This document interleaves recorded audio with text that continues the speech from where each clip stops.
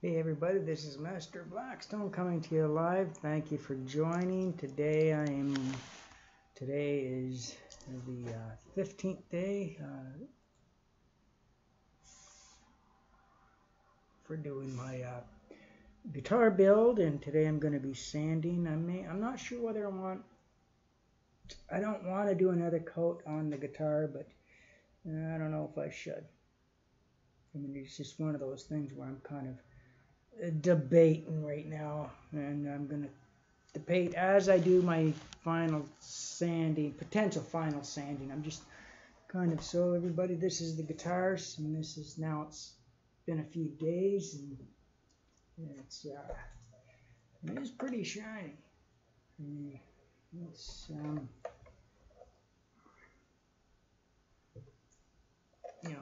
don't know really if I want to. We'll just see. Well, I'll have to sand it and then make a decision once sanding. So I'll be right back, and I'll find something to prop that up on.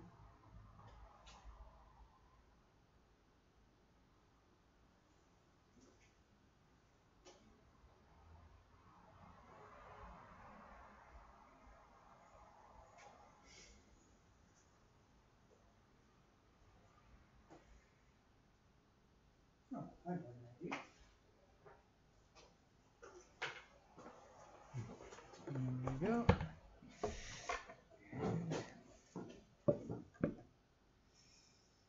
And I'll put my guitar up like that so you guys can see her. Yeah. But then you can't see me very well. Actually, I can move this back. There we go. That's moved back a little bit further, so that makes it easy for you guys to see. Yeah.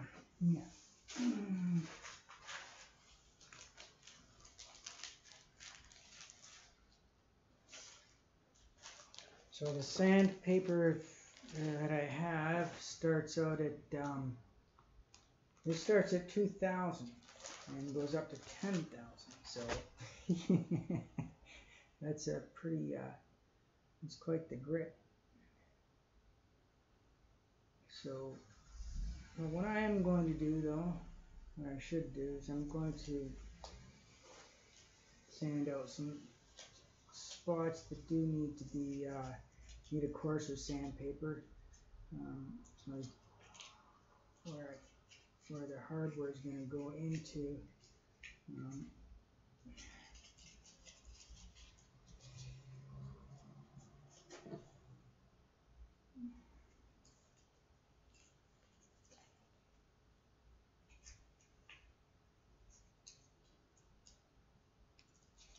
So, another bump there. Yeah, fuck I do. So Manny's going to probably be streaming today too, I take it.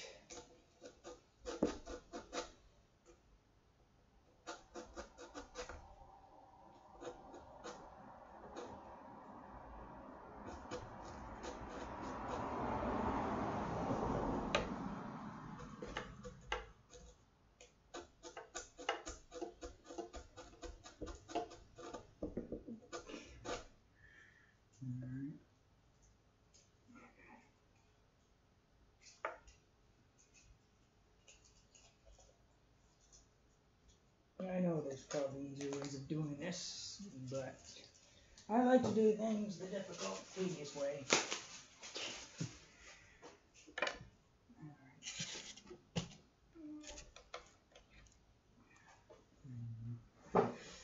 So I'm an official luthier now because now I got my apron.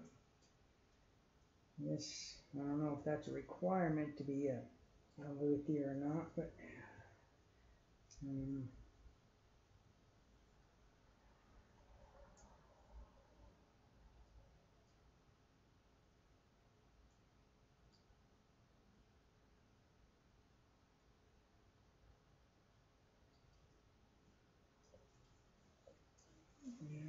we go. Tie that So I guess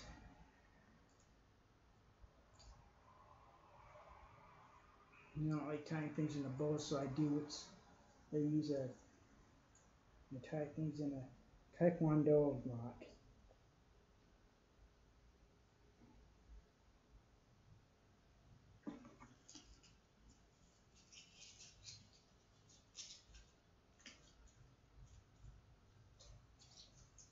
Or I should say a Sun Kim knot. I was studying Hapkido and Taekwondo. My instructor was a certain way of tying your belt, and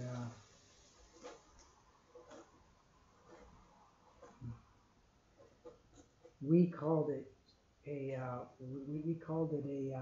a Sun Kim knot, but our teacher called it a Hapkido or a Taekwondo knot. So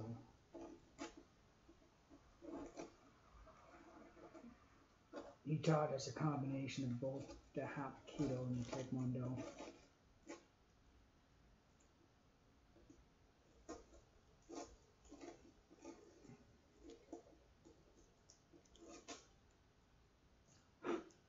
So let's see here.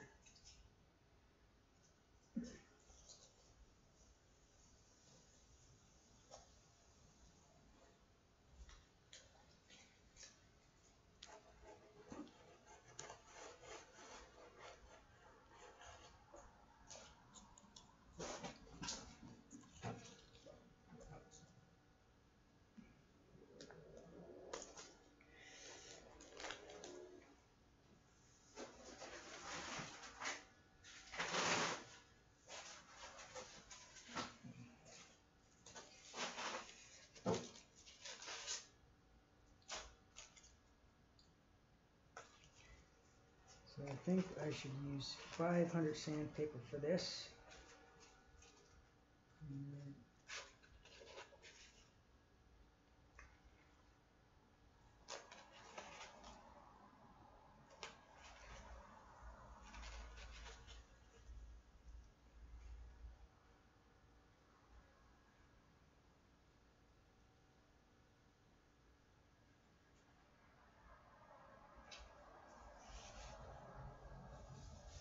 And the lightest it gets is 3,000, which is quite the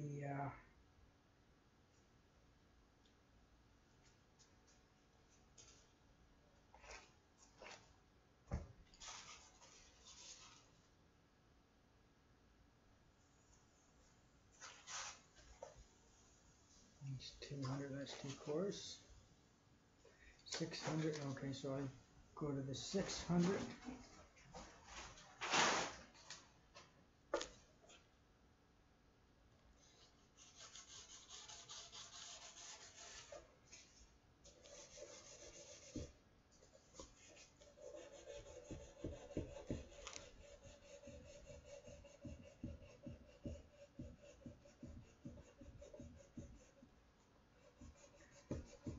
So I'm mostly just doing sanding right now.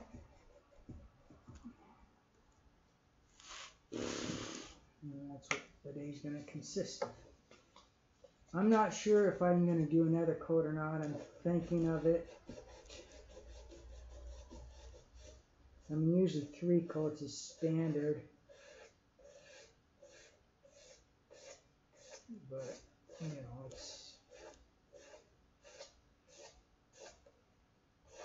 but then that just depends on what you're doing.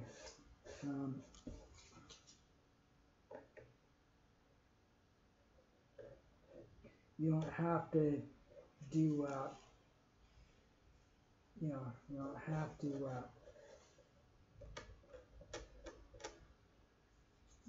yeah, I don't know, I'm just thinking.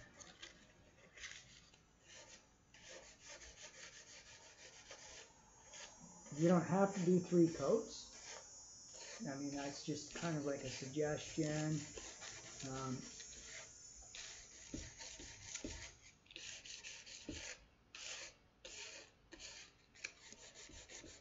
It's not the rule.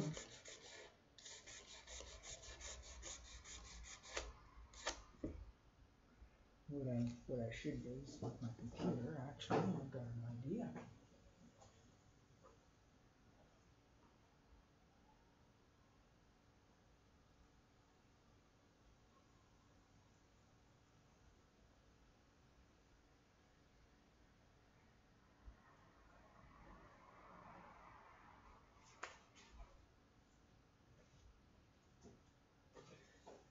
Now,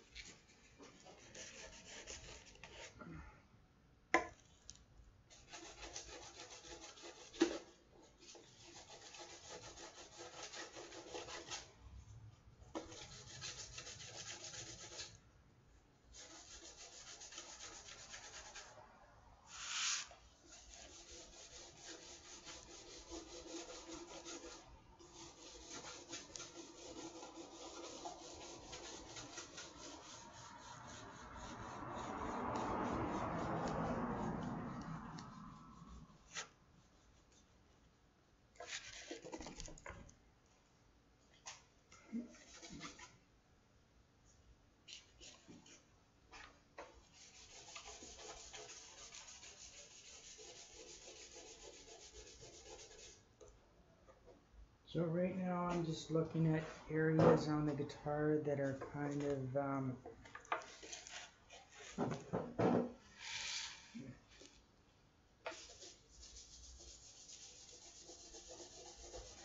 bumpy, and then I can, with the sandpaper, I can just go up and grit. So I'm just kind of getting rid of grits, little things that sometimes, no matter how clean your work area is, you're always going to get some kind of things sticking to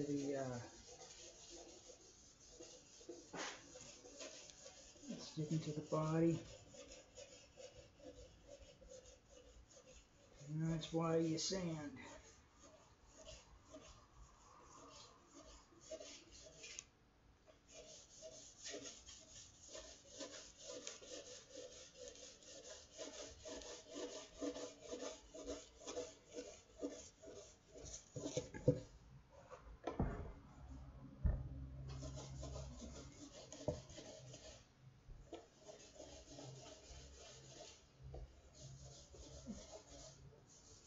Now, for the most part, I know it's natural to go with the grain, but when you're doing this kind of sanding, you're not sanding, it's a different type of sanding, so you're not sanding the wood, so you're not worrying about scratches and abrasions. You're actually getting those things out on top of the varnish, so it's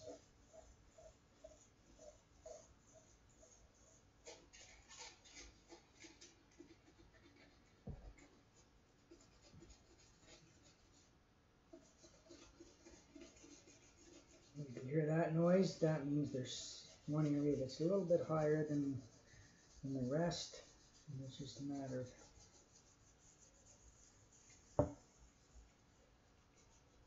getting all that, taking care of all that. And now that it's hard,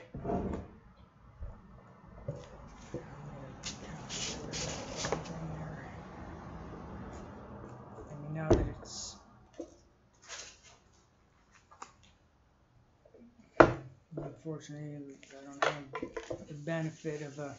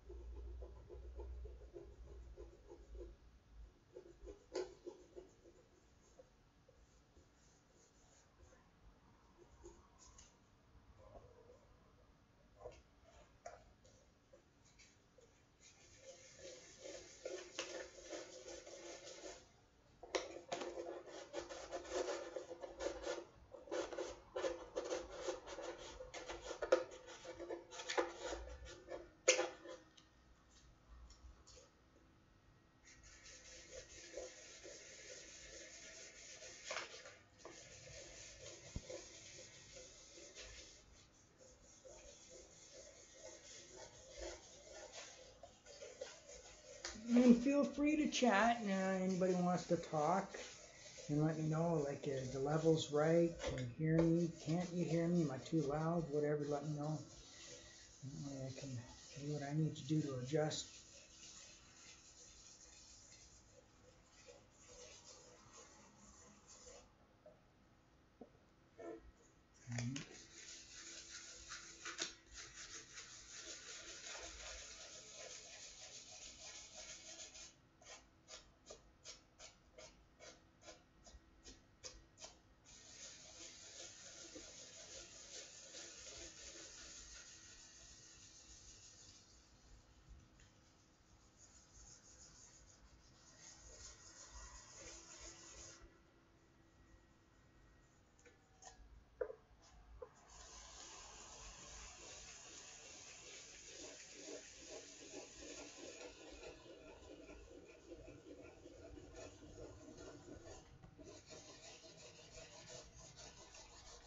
So right now I'm using 600 grit sandpaper, and I'm going to go up from that.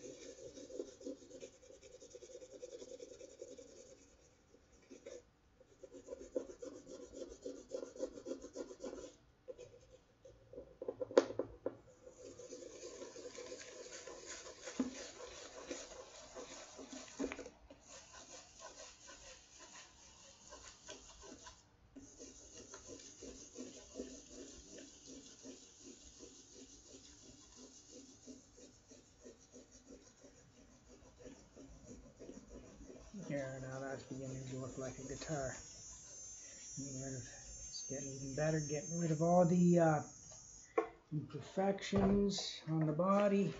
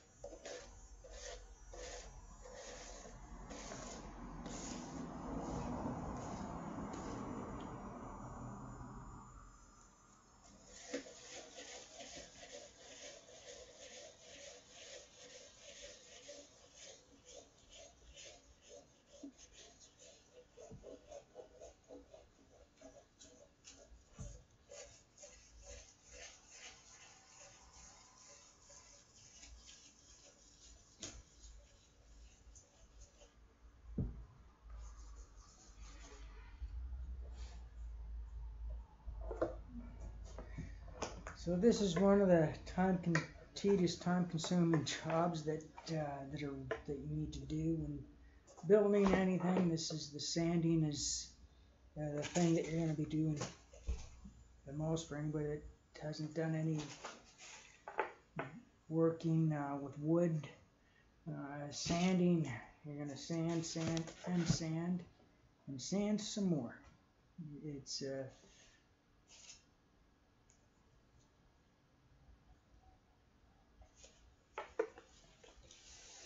that's pretty much the bulk of the work that you do. It's always sanding.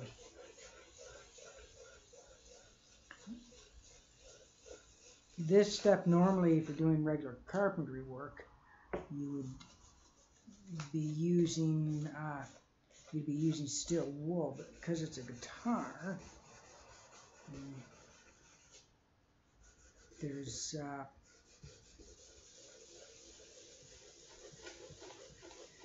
you don't want to do anything that's going to affect the electronics. Jesus, goddamn fucking Christ, fuck off. Oh, damn it.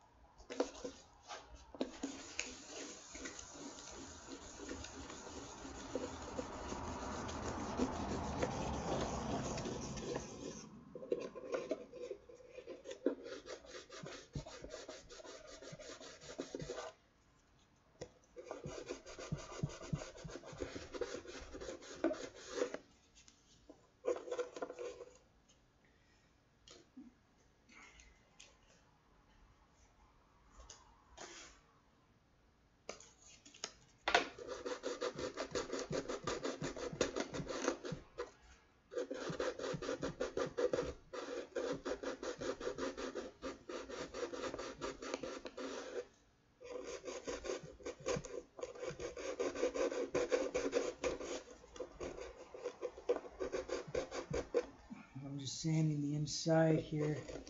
The sides where the fretboard has, that shouldn't have,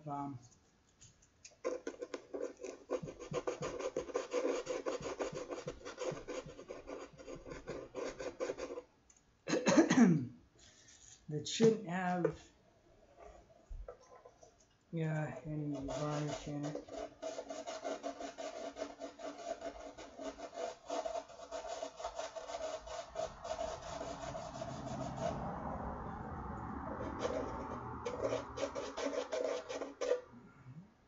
For that, you use just a heavier gritted sandpaper to those parts.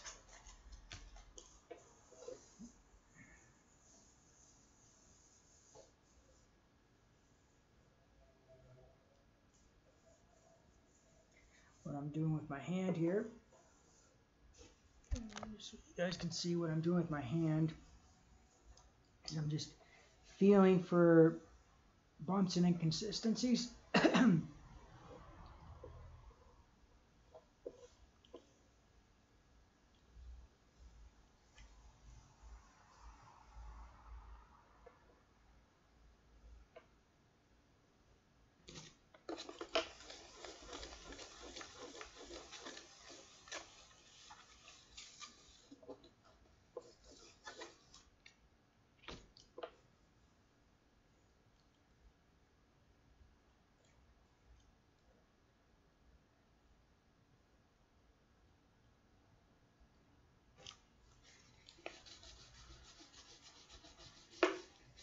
I know the rate where I'm sanding, some people might it's not something that's going to be seen, but the fact that I know it's there, it just kind of.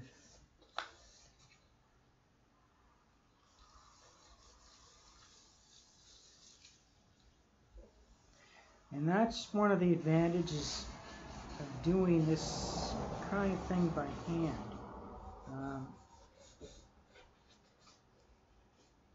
You're going to get a better feel for,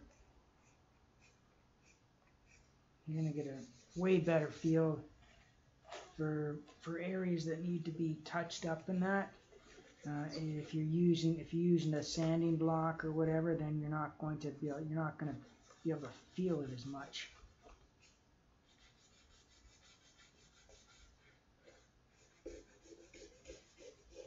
So if you notice that my finger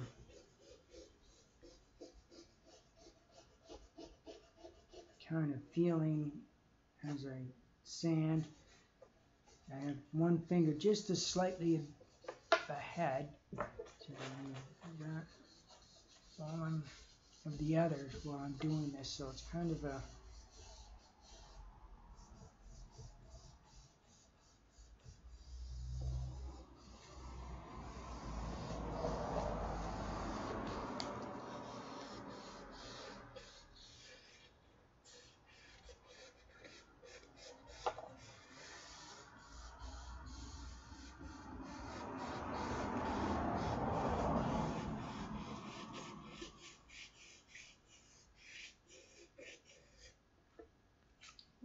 how did I get a scratch there?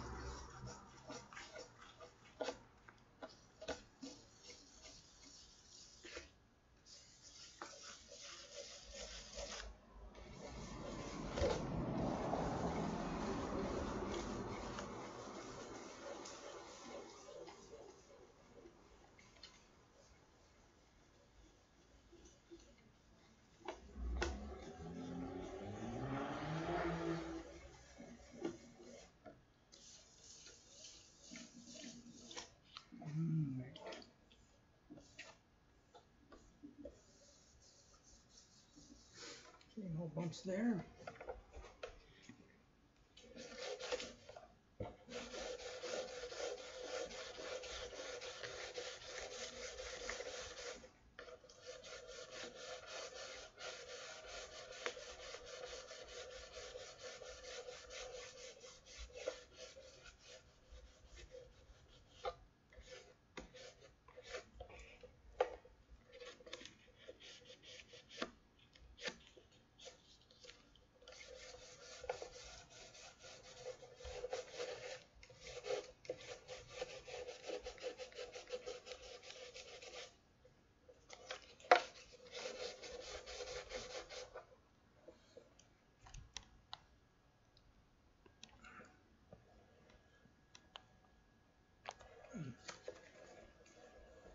Hey, how are you? Yeah, right now, right now, I'm not sure if I'm going to do another coat or not. But the back, if you look at the back, like, that's like, the front, I've just got done doing, sanding off all the abrasions and high bump areas, so it doesn't look, it looks scratched in that now, but once I start getting the higher grit sandpaper, that's going to be a lot, it's going to look different. Yeah,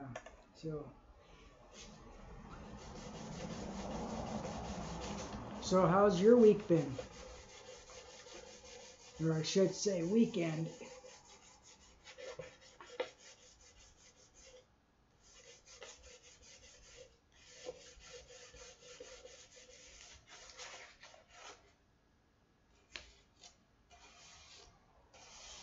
Doing well.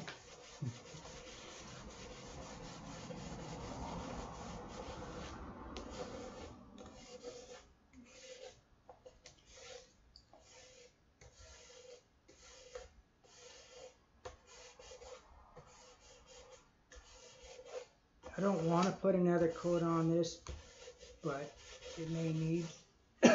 Sorry, I should get a glass of water or something.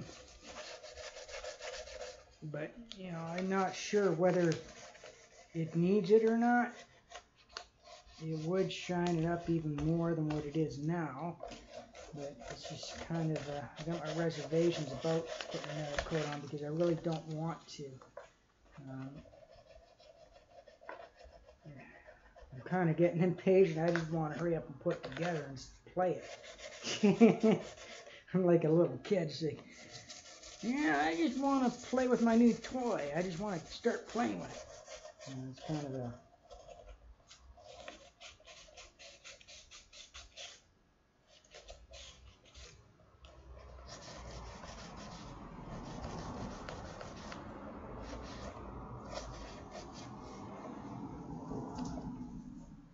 Yeah, hydrate. Yeah, I should get... I'll be right back. Yeah, I'm going to get some water.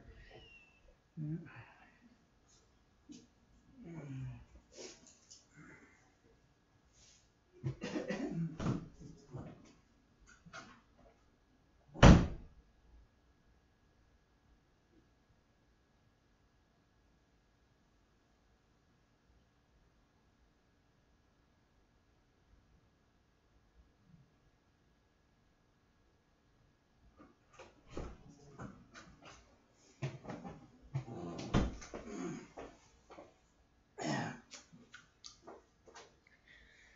There we go.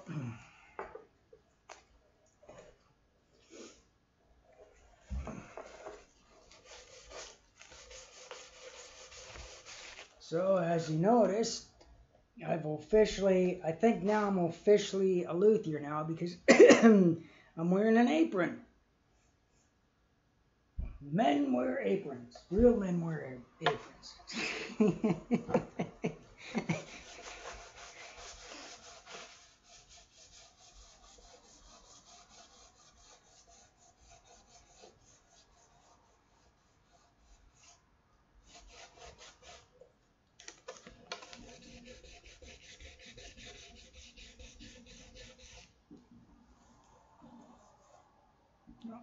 How did that piece get stuck there?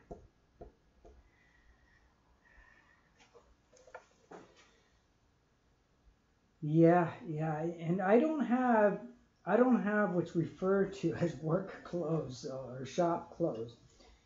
All my clothes are like, yeah, yeah, all my clothes are like really expensive clothing. I'm very particular on how I look when I go out, so it's very particular on how I dress. So right now I'm wearing, well, I don't mind wearing these long sleeve t-shirts, and usually I wear a Mandarin style jacket, and usually it's buttoned up when I'm out. So I have a shirt like this that I'm wearing underneath, unless I'm going to a function where I may be taking my jacket off or I'm buttoning it.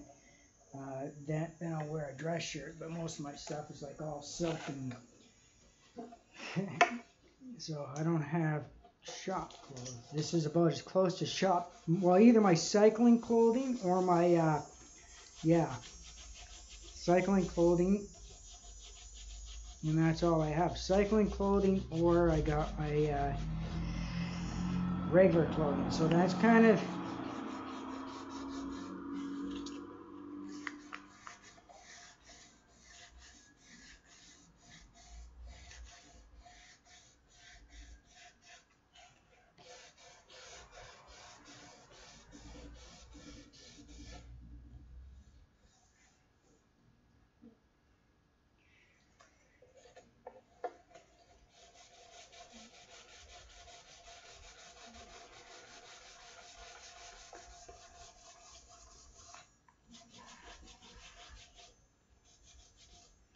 I wonder if Manny's going to be working today.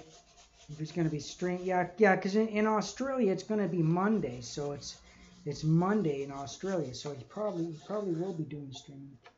I need to find my other higher grit sandpaper here for that's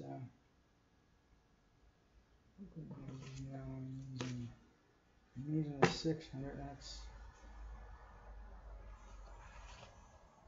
What is that? That doesn't feel like 800. Okay, there we go. That 400.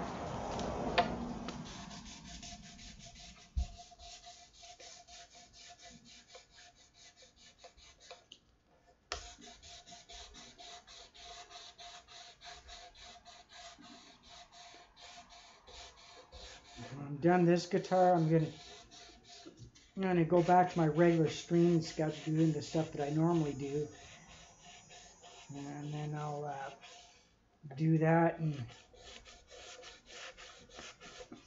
right now I'm using 400 sandpaper. Just do it just for the side, the binding.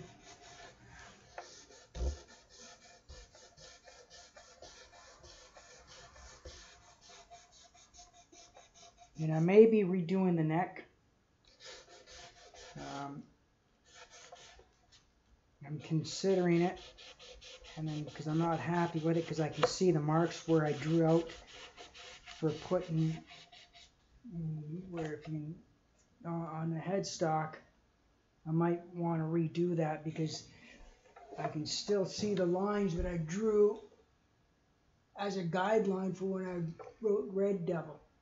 So I'm not happy with that, so I may just yeah, I may redo the neck. And I'm thinking if I do redo the headstock, what I might do, instead of using the varnish, I might use Danish oil.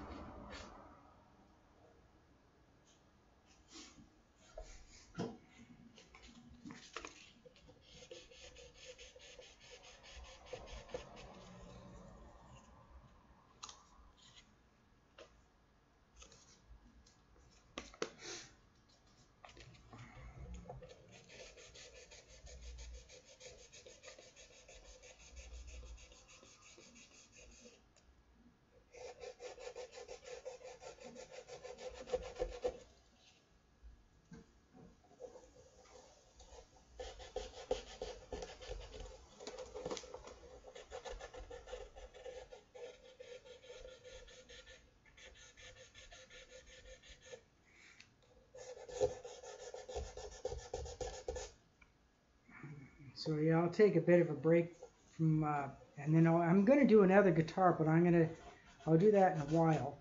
What I'll do is then I'll go back to what I regularly stream, like me racing and that, and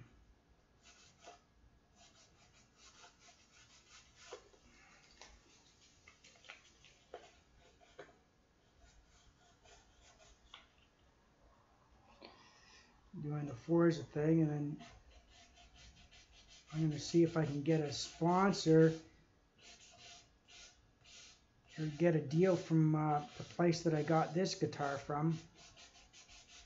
And they wanted to know if they could use my live stream in you know, if they could. And I said, yeah, sure, go right ahead. You can make use of the video for your advertisements.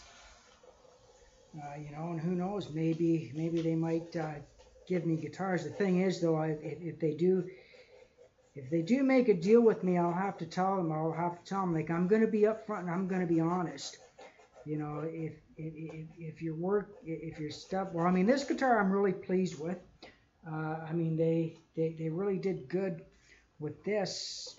So, I mean, the body and the neck are really good. So. And it's exactly as they say. Like, it is definitely solid. It's not. You can tell it's not plywood. It's actually real. It's real maple. So you know, the kit everything was in line like it should be. So you know, the hardware wasn't the best. At least for the machine heads weren't the best. But I mean, the thing is though, like if you're getting a $400 kit, I mean, or I should say $200 kit, what can you expect, you know, with the, well, I didn't see the pickups. When I bought this kit, I had the full intention of getting my own pickups. So, you know, that's, yeah.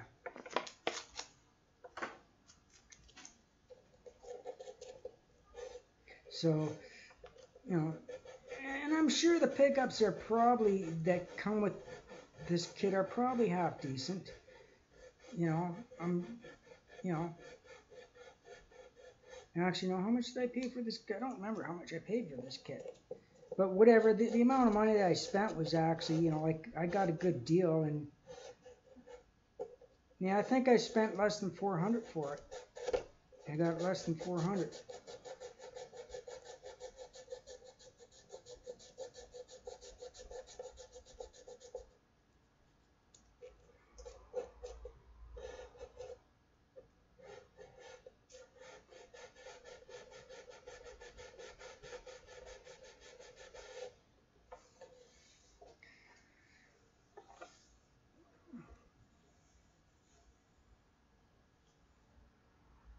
You know, I mean, less than 400 and you get a whole guitar, that's actually not a bad deal. Like, you know, all you got to do is assemble it yourself. So that's actually a pretty damn good deal. I mean, you know, like, you know.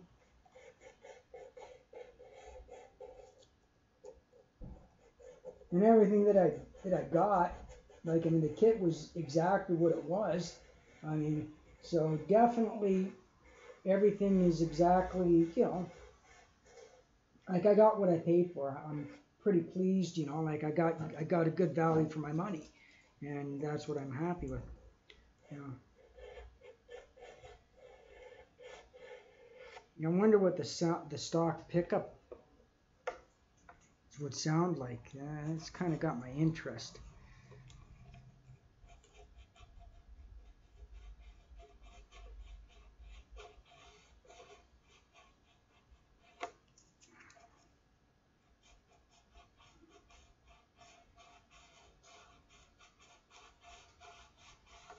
The only reason why I got the full kit, I could have probably got a kit where I just got the guitar, just the body and the neck. But I went this way because I'm impatient. I'm really impatient. So, you know, I was afraid of, you know, if I get everything, and I have to wait like 6 months for the pickups, it might, you know, I want to be able to play, you know, as soon as I'm finished building. So I got the full kit just in case something happens, you know. And I wasn't going to wait around till I got everything either. It's just, you know, I just wanted to get building right away, you know.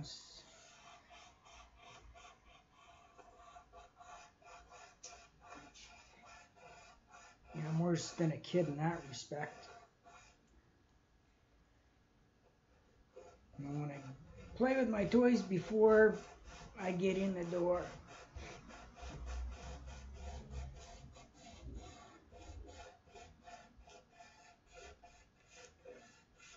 If I bought something at a store that I wanted when I was a kid, I would just go. I would have it out of the package as soon as I got done paying for it. I would have it out of the package before I cleared the parking lot.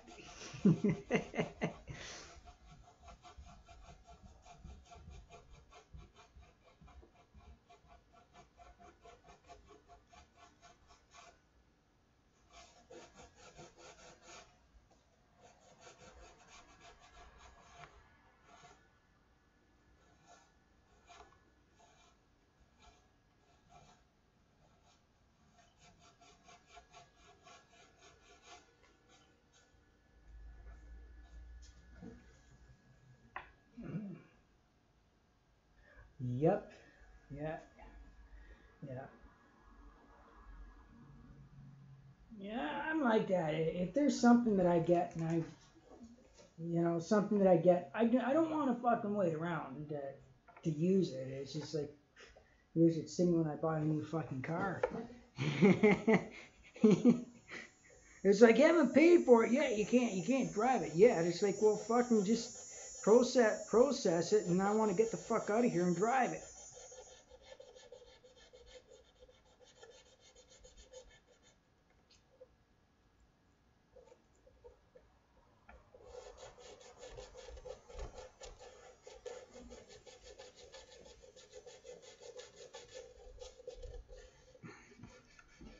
It's like when I get my,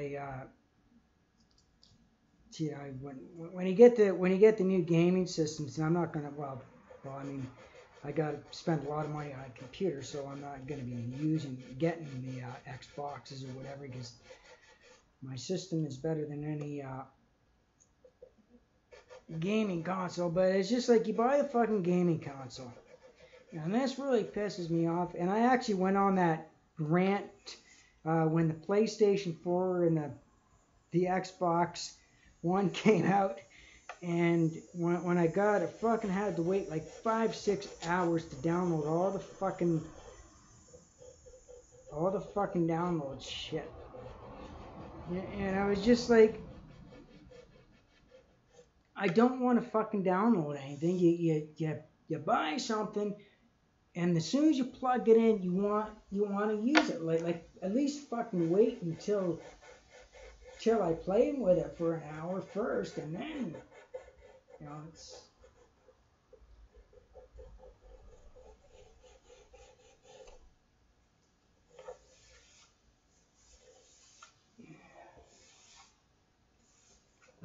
Oh, these necessary. Yep. Yeah, like waiting like 4 hours for updating and stuff like that. Like that's.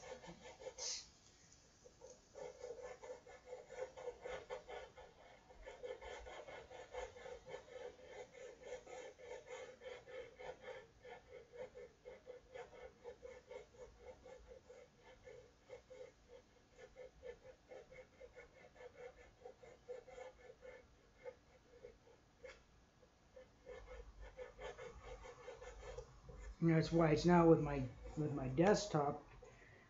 I don't have to worry about that. If I get a game, I start playing it right away, and I don't have to wait for updates.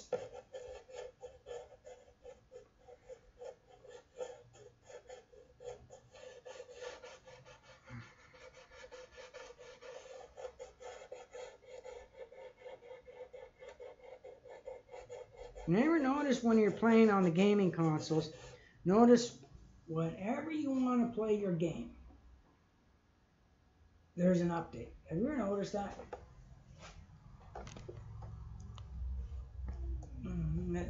Like, it happens every fucking time. You know, you go to play your game, and there's a stupid update. It's like, you know, and they won't let you play the game before they do the update. Like, which is stupid. I mean, people, you know, like, why don't you wait till I'm done playing the game and then the update? You know, like, give me that option. Like, you know, oh no.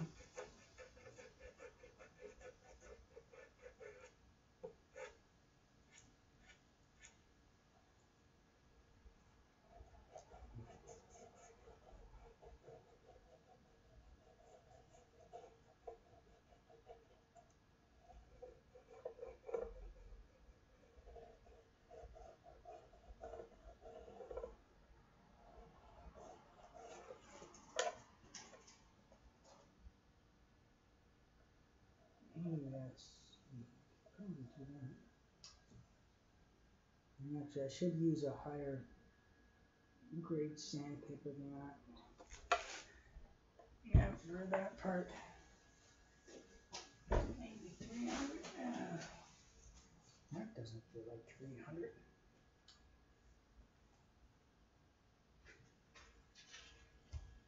Maybe I'll go to 200 grit.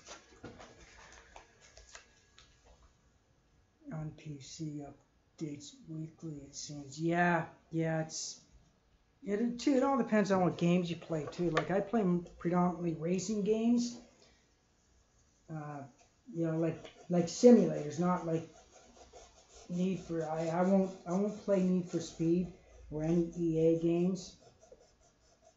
I canceled all my subscriptions for EA. I will not deal with them anymore.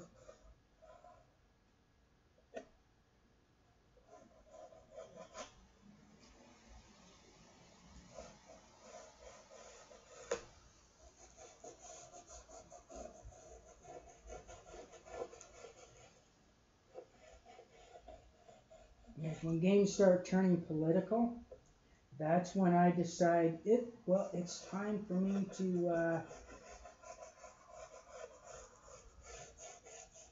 stop playing the game. When you have political shit pushed on you, it's just like,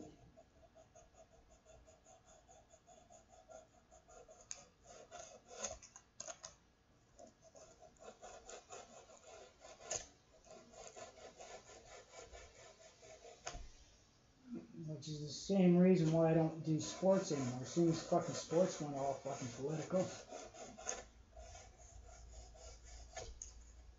Like, it was appalling what they did to Don Cherry. Great Canadian, pride of Canada.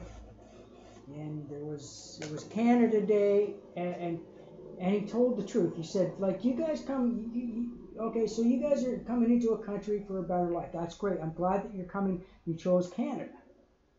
You know, it's great that they chose Canada as a place, because that says something about Canada. That makes a statement.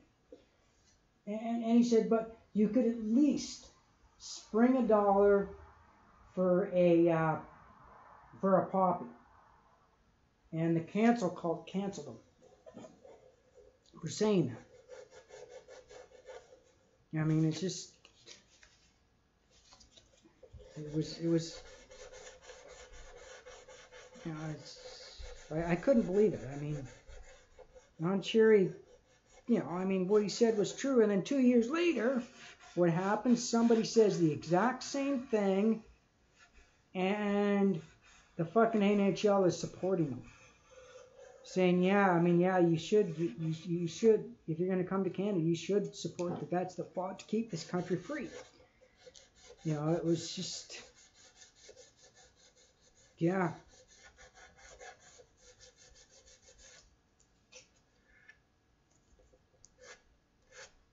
Well, I stopped watching hockey before they changed all the rules. Back in the good old days, hockey was hockey. You know, I mean, you'd watch the Broad Street Bullies and the Blackhawks get into it. That was epic. You know, that's what people watch hockey for. Now they got all these stupid rules. You know, the thing is, you know, like if somebody's gonna play a game or get into something, you know, you take the risk. You get into it. You take the risks. You know what the risks are. You know what the game's all about. If you don't like the rules, play another game. And if you're going to change the rules of the game, you should change the name of the game because it's not the same game anymore. I stopped watching when, and I knew it was rigged. After that, you know, it's already decided who's going to win the Stanley Cup. And what confirmed it was the King, LA versus Toronto Maple Leafs. Gretzky does something, it's a clear penalty, no questions asked, clear penalty. And what do the going into just before going into overtime? And what happens? They say no penalty. And then going into overtime, guess who scores the winning goal? You can't tell me that game wasn't rigged. I mean, it's just.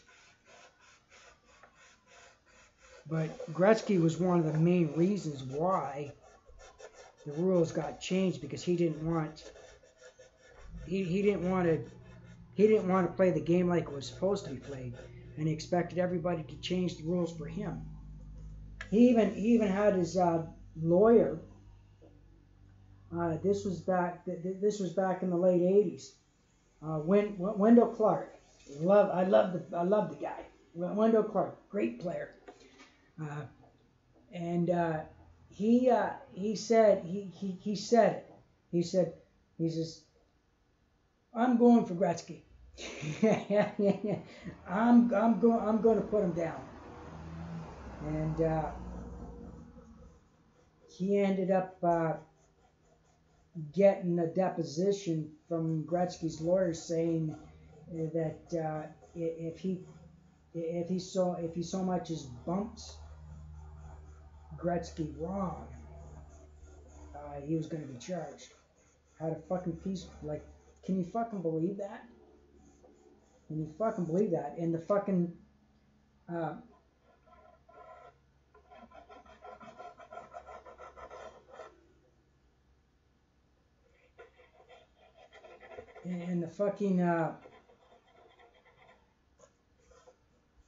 officials of the NHL even told Wendell Clark, if you touch Gretzky, you know, you better hang up your skates.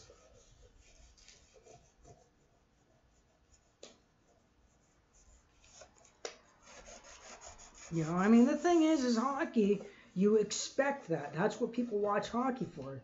You know, and then one player comes in and they change all the rules. Like, the thing is, if Gretzky didn't like the rules, why did he play the same game? Like why didn't he go into a league where it was you know, it's just like with football, all these people complaining about the head injuries and stuff like that. Well, these people enter these games, they know what the risks are, you know, and they you know, they know what could potentially happen. And they go in and they expect, okay, that's 1,000, okay, cool. You know, they go into it and they expect, you know, people to change the rules because of them. It's just like the thing, you know, nobody's forcing you to play the game. You know, you know, why change the rules because of a few people don't like them? You know, it's, you know,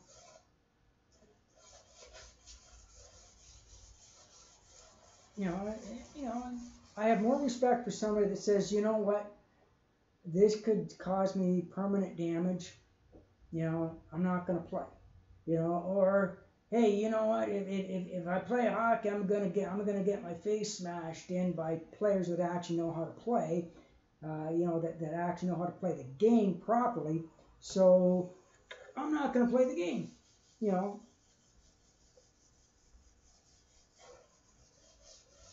there were a couple of people from Alberta that wanted to start up their own league where fighting was like all part of the game. And but the cops and all that said, well, you do this, you guys are going to be charged, and players are going to be charged with assault, because it's just like, yeah, and what about fucking boxing? Tell me about boxing. So are people that go boxing, kickboxing, MMA, are they going to be charged for punching each other in the face? You know? Oh no, you're not going after them, but you're going after this hockey league that's starting, that's actually going to have a real, you know, it's just like, you know, he was,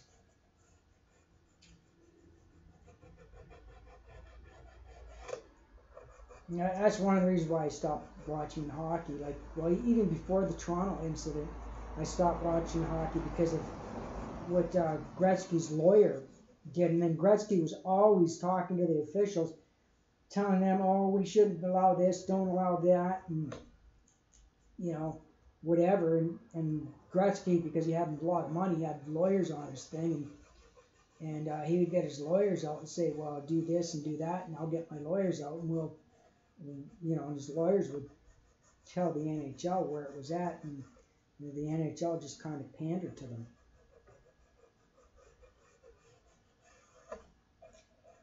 And back in the 60s and the 70s,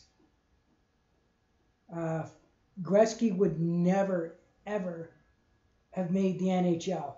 And no coach would want him on their team, because it's, you know, you were expected to be able to fight just as much as you could play. I mean, that's just the way the game was played. I mean, right or wrong, whether people like it or not, you know, that's just the way the game was played. You know, I mean, fights where you had to be able to hold your own. But in the 80s, when they started making all these changes and stuff like that, and, you know, whatever, you know,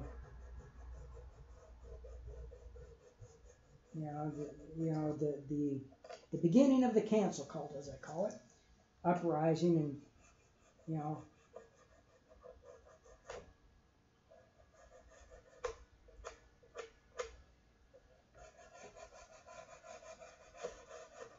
now if you want to see a real brutal sport, I don't know if you can, I don't know, like, what type of, you know, I mean, you're not going to find it on cable or satellite,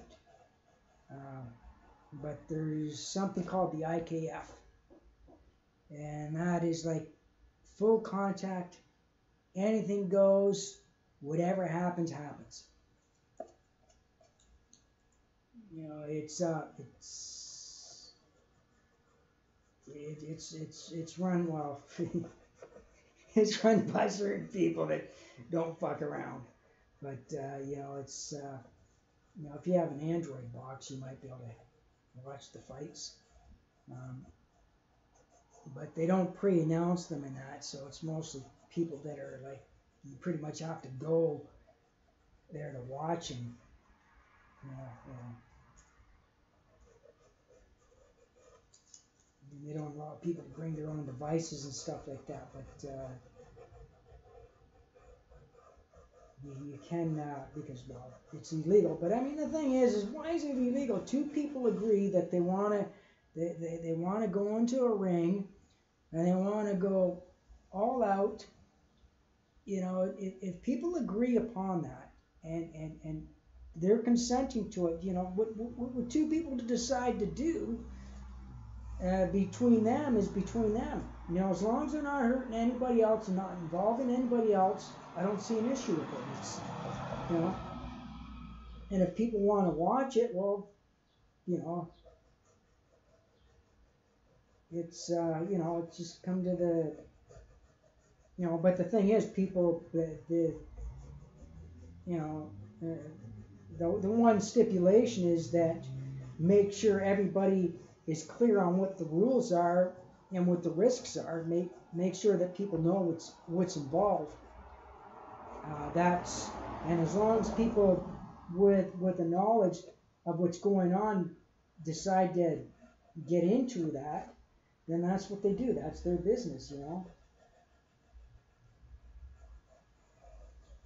It's kind of a situation, but in today's world, it seems like everybody has to be, you know, there's things that go on that I don't agree with, that I don't like, but I don't impose that on anybody else. I don't say that, you know, I don't say, well, I don't approve of this and expect everybody else to change the rules and you know, whatever. It's just, you know, I just don't watch it.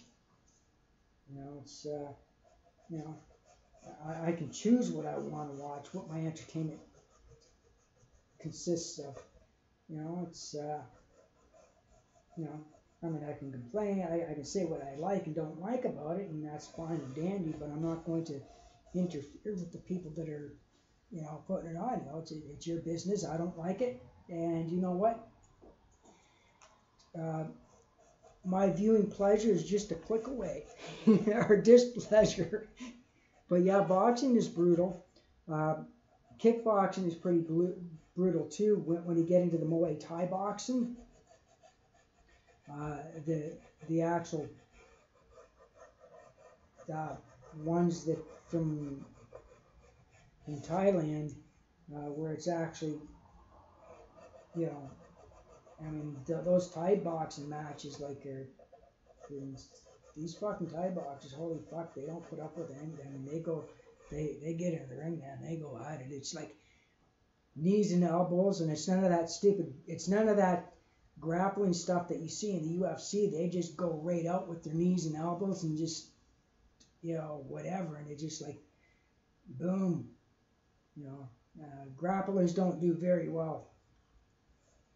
Well, grappling is almost non-existent in the Thai boxing. Uh, it's just, you know, it's just, you know, if you get into the grappling match, because there aren't really any, there's very few rules, you know, and you get into the grapple, the person can, and there are things you can do when somebody does have you in a grapple hold. There are always things you can do, and the problem is in the UFC, those things are illegal. You know, they do. The UFC does have regulations. It's actually safer than boxing, believe it or not.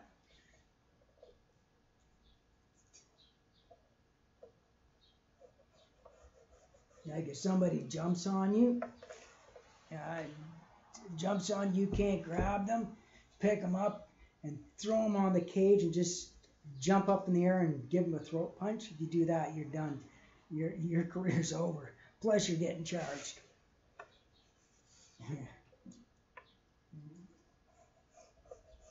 In the IKF, you can do whatever you want. There are no techniques that are banned.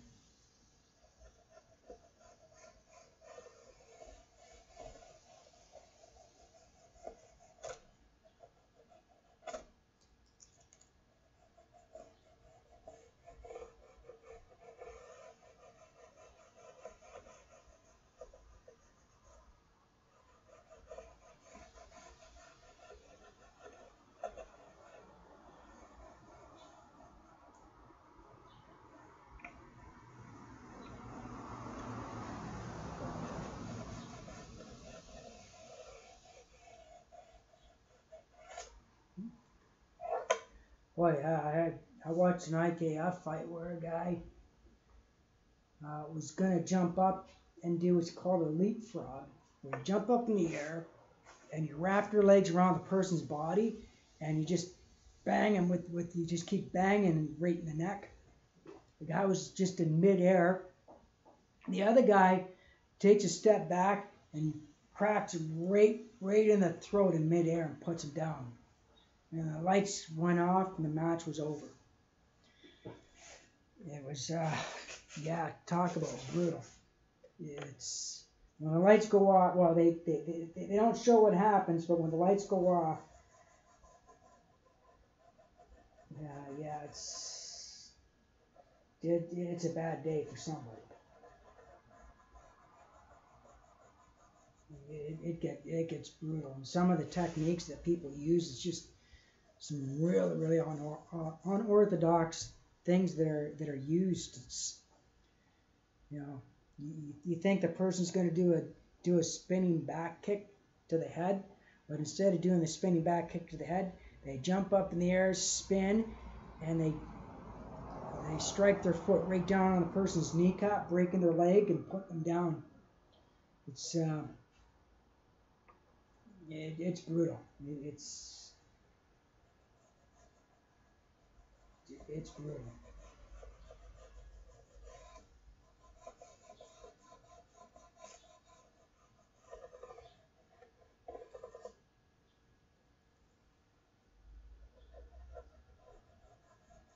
Actually, it was one of the Gracies who wanted to get into it.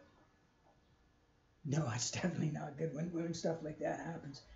One of the Gracies, before he went into the UFC, was going to get into the IKF, and he was invited into it, and he said, nope,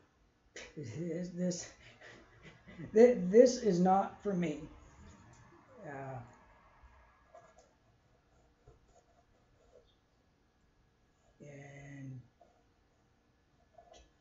And he doesn't talk about it.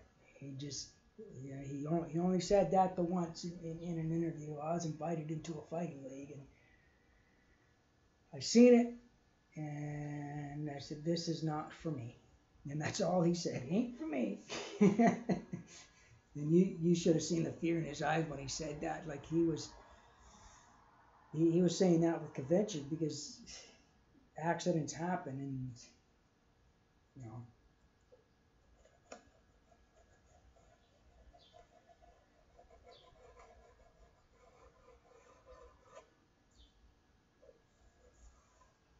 Well, that white's turned out to be really nice. Smooth it out.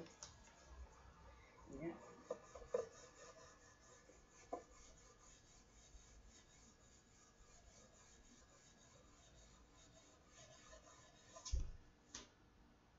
Oh yeah, that's looking nice.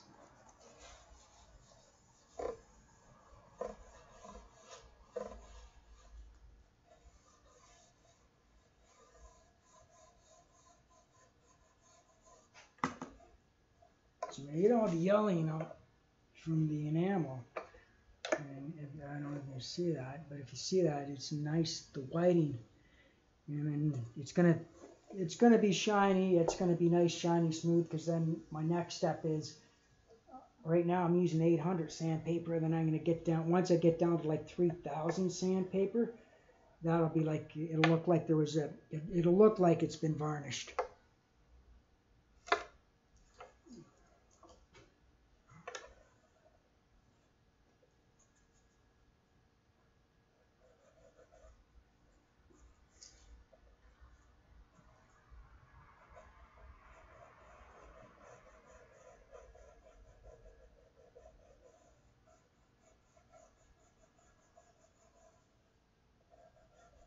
Yeah, there's a lot of things that go on in the professional fighting leagues.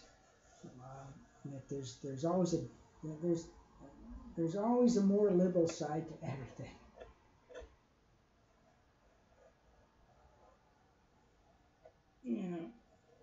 Yeah. So we went from talking about video game. Oh yeah, I know how that got, because of the people that EA Games and that. Yeah. So maybe I should use a heavier grade sandpaper for that.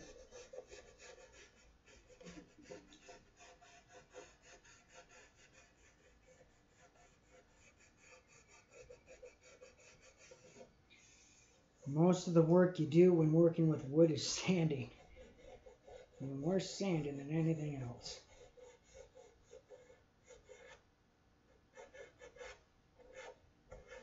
That's why when Hank's on, you're watching him and it just looks like he's chatting to everybody. He's like, but you can't see because the guitar is actually where his camera is positioned. It just looks like he's just sitting there talking, not doing anything, but he's actually sanding.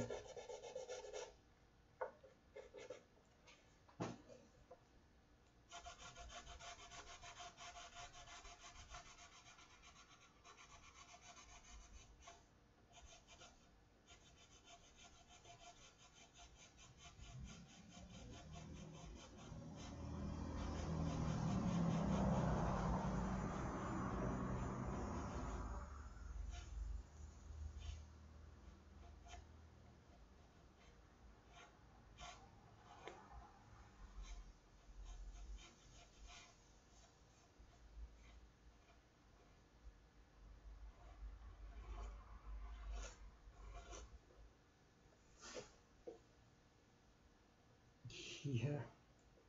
Yep. I want to make it smooth as butter.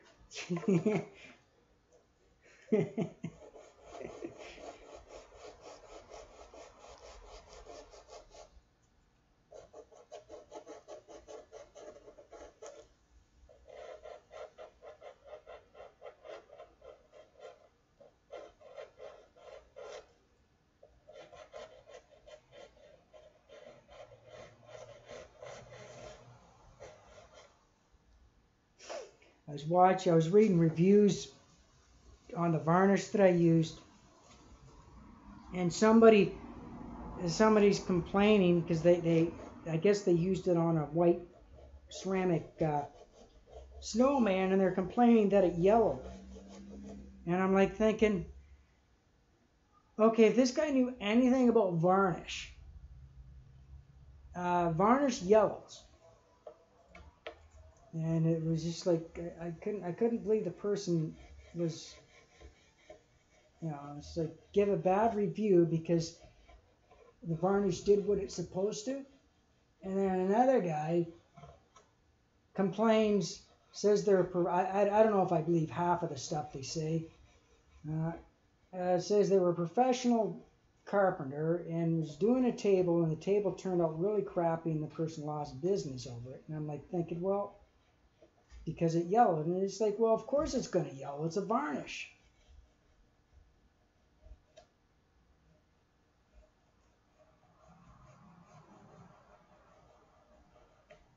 Like, even if it's a clear varnish, when it hardens, it's going to yellow. Couldn't believe it. Couldn't believe somebody actually was that.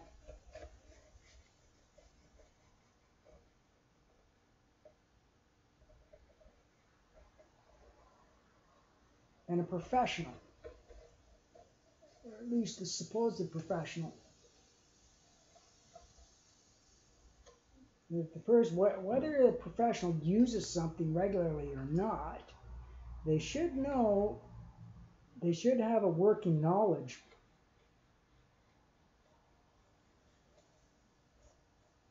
of what a varnish, varnishes and shellacs and all that, and knowing what they do.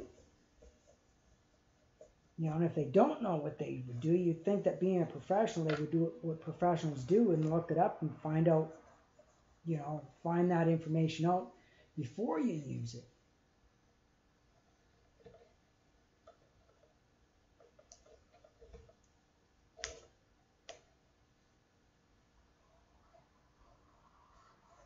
Well, it said it was a clear varnish. It's like, yeah, clear. It's a clear varnish, which means there's no color in it. And that's the good thing about varnish. It has that nice yellow tinge to it, especially when you put it on like a stained wood, especially with the red. That red, over time, that red just gets nice and brighter because of the yellowing. Like, it just really adds to the color. It's just like,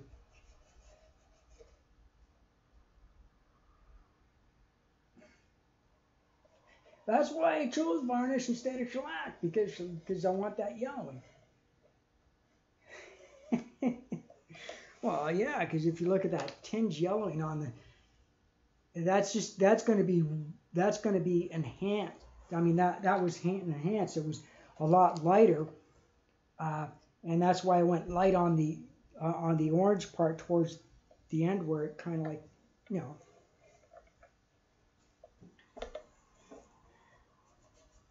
It's just I couldn't believe that somebody would not know that. A professional carpenter.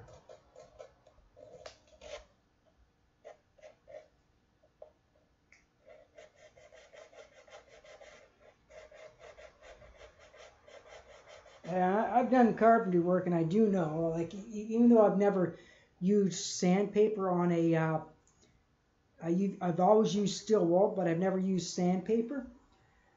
I do know that you're going to need at least 1,000 grit sandpaper to get a nice polished finish. You know, you're going to have, you know, I'm not sure exactly how high you have to go because I've always used fine, very, very fine steel wool. You know, it's extra fine steel wool. You know, so you have to figure out what the equivalent of that is in sandpaper. You know, it's.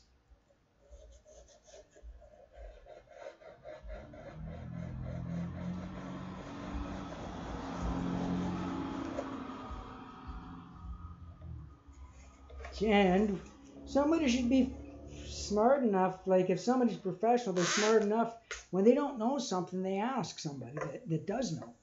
I mean, doesn't, you know, I mean, everybody learns things, and it's not, it could, too, the guy could have been, I mean, people like that, I mean, the person could have been, you know, kind of, you know, might have had pride issues and just said, well, you know, I don't want people to think that I'm stupid, so I'm not going to ask questions, because if I do, people will question my professionality. It's like, well, you know, nobody will question your professionality, because a professional isn't afraid to ask questions about what they don't know.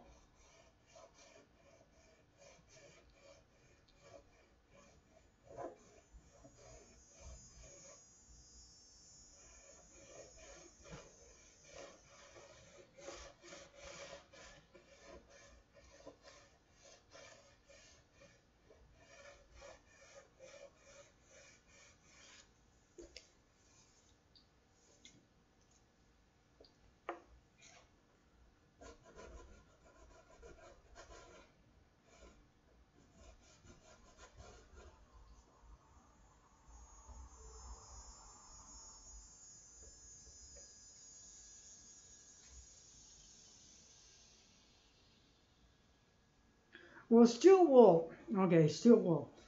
Steel wool is very, very fine.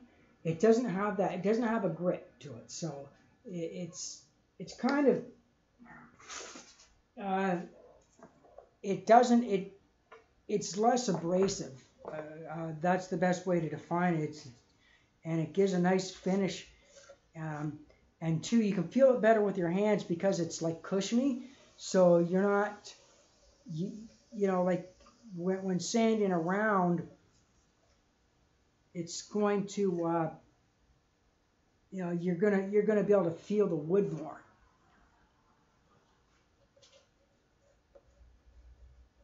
And you don't get with sandpaper. You're sanding the surface because you got like these edges there, and it gets on there, and you can get scratches.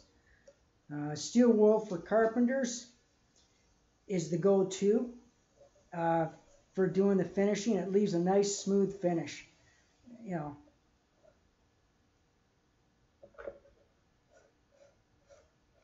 Like if I was using steel wool, I wouldn't have to use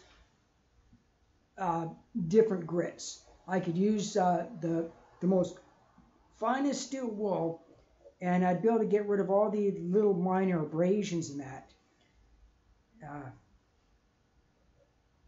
Whereas with sandpaper, because it's got the grit, you got to keep going down in grits and grits because it's liable to scratch. Because you know, like if you get a granule that's a little bit too big, bigger than what it should be, you know, you can get scratching in that.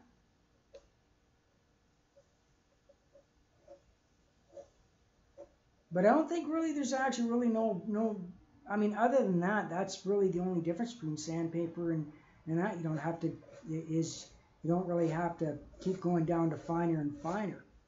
It all comes down to how hard you press down using the, you know,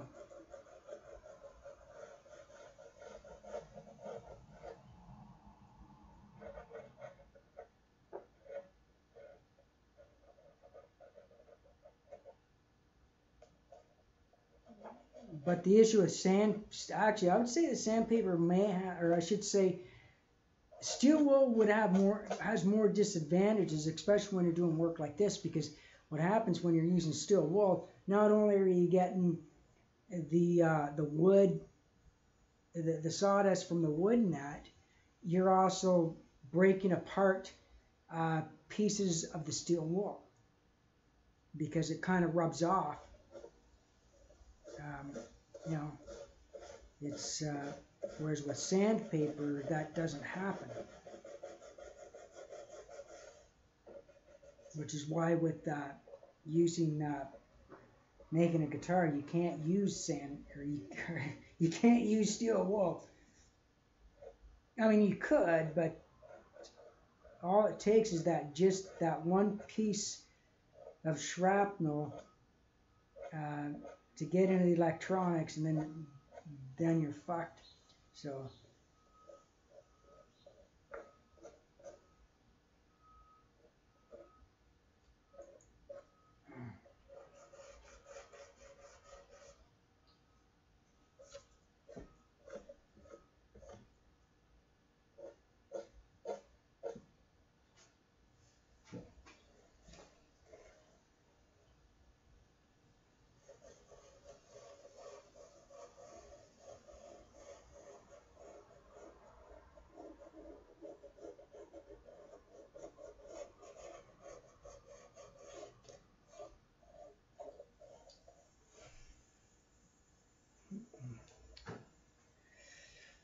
all right.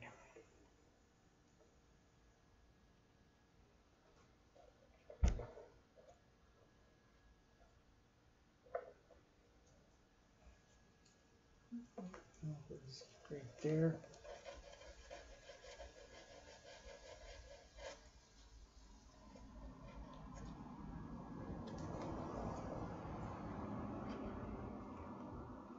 Like if I was working on any other project, I would be using fine steel wool on the finishing process.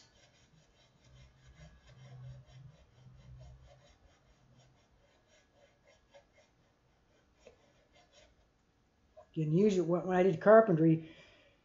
What my process was, I would, you know, I would go all the way up to 350 grit sandpaper, and once I got up that high with the grit, then I would go to the steel wool. I'd use the coarse steel wool, then I'd use the mid, and then I would go to the fine, then I'd go to the super fine. And once you get to the super fine, yeah, so that would be the process. And with and on the bare wood, really super fine steel wool will get it fucking smooth as you'll ever get anything. It's just it'd probably be the equivalent of using like 10,000 grit sandpaper.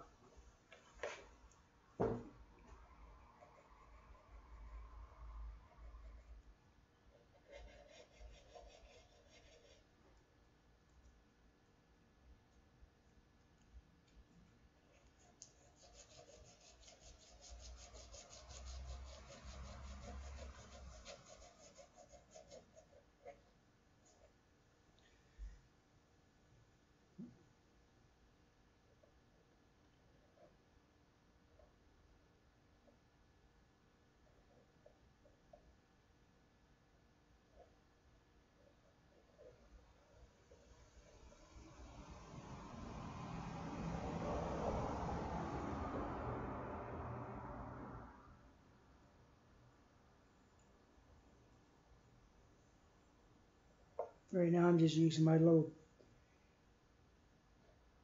tool here to kind of scrape some areas that I don't really feel like sanding. I don't feel comfortable sanding.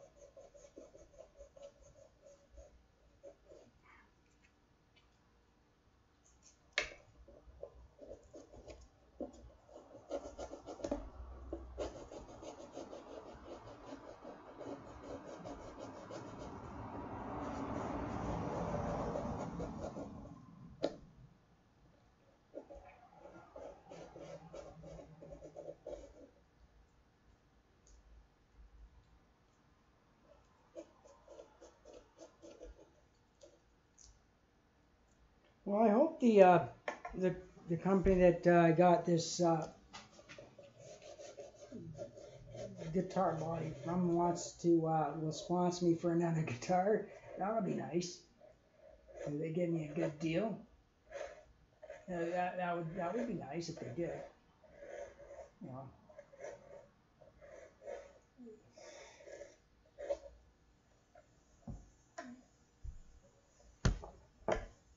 I mean, I would like if they asked me, because I'm pleased with this kit. If they did ask me, you know, to if I was going to do another guitar, and say yeah, I'll do that. Yeah, I'm doing another guitar, and they decided they wanted to, you know.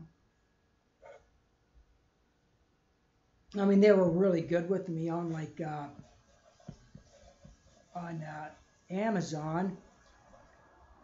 I said, you know, I told them how much I could get the same kit for on eBay, and they just ignored me. They just actually no, they gave me an offer of 50 cents less. I'm like,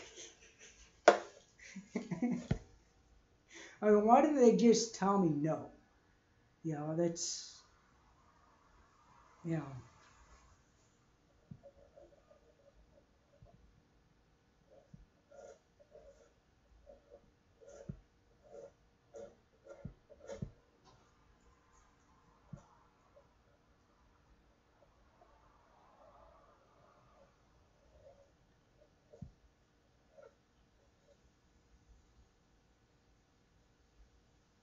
Yeah, 50 cents saving. Like, that's just,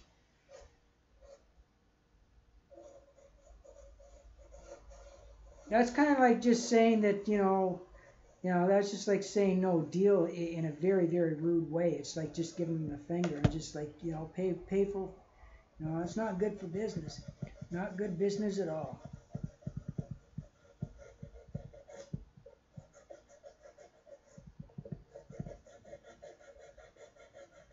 Violin Instruments was really, really good with me. Answered all my questions.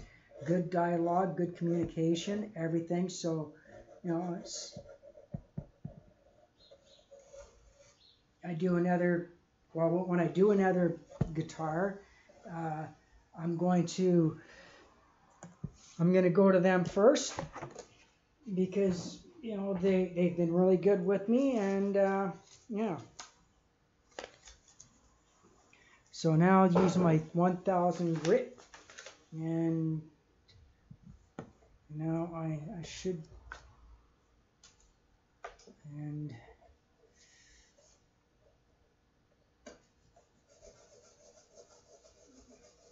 there's just a few areas that I need to, that area right there needs to be sand, a little bump there, run. And a lot of people will try to tell you that if you get runs, you're going to have to, not only are you going to have to sand them out, but then you're going to have to do another coat of varnish. No, no, no. Nope. Nope. You won't need to do that because you just keep going down and down in the grade of sandpaper you use, and you'll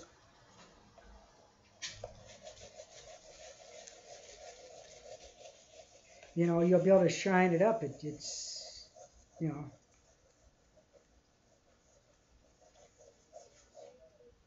I think the reason why a lot of these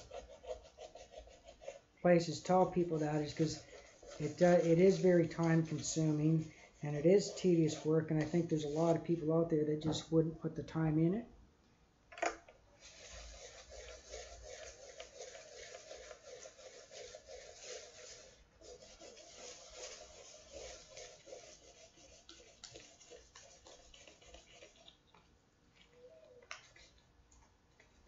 Nope, I hear an owl.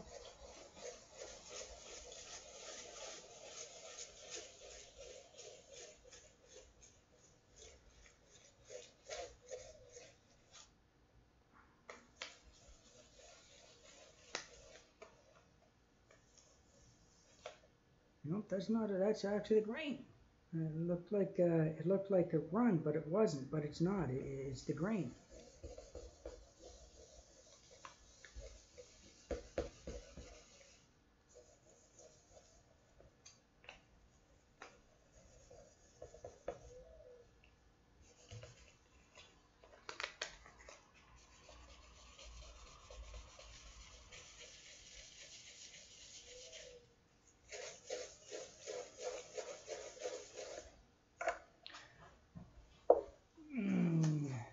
And the owl's asking who? There.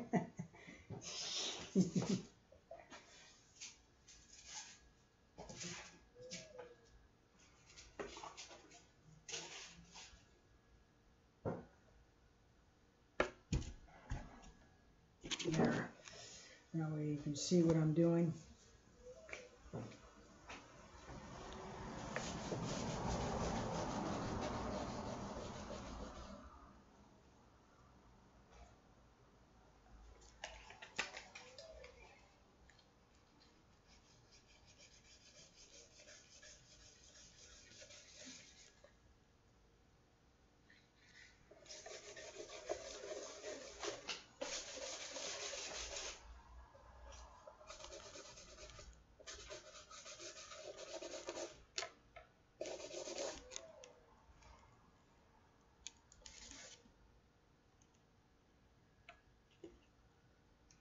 All right, now I move back to this liner sandpaper.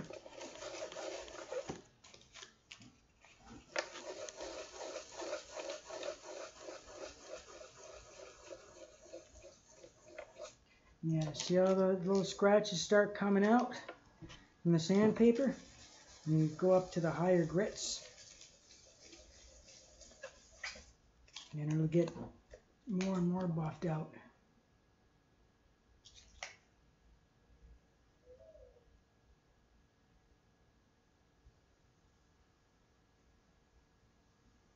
Yeah, save $7 a year.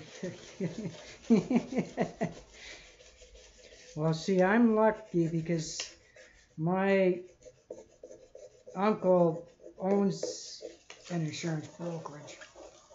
Well, partnership. His family's partnership with it's a partnership. Roland McFarland Insurance Agency, or brokerage, I should say. So my uncle's one of the partners. And that, so I get a good deal on insurance.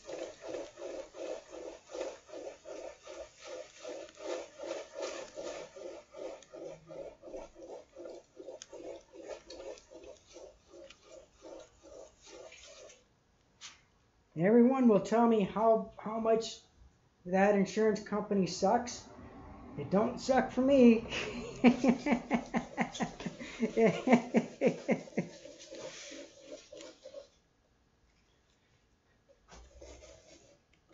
They do me, well, they're good with me.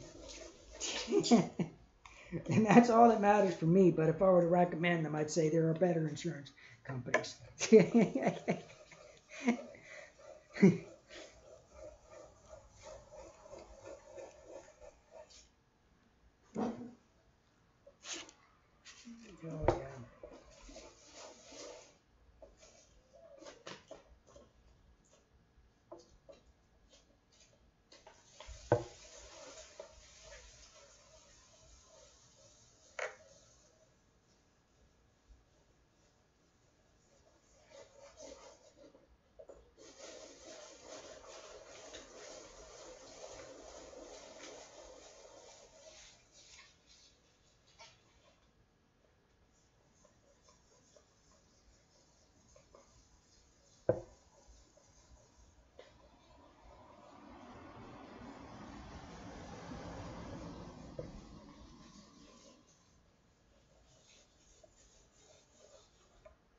Oh yeah,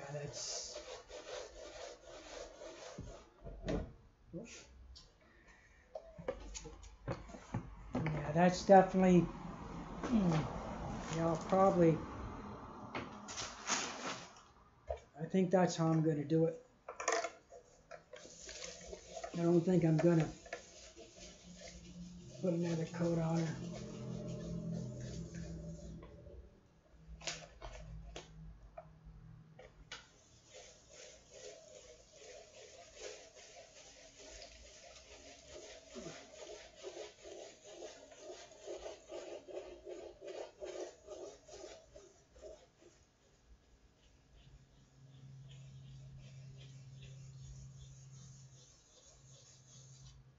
Yeah, I see there, right there. That's where it was really, really scratched from the sandpaper. Scratched up from the sandpaper, and now that I went down to it's smoothing it out now. So, or it's.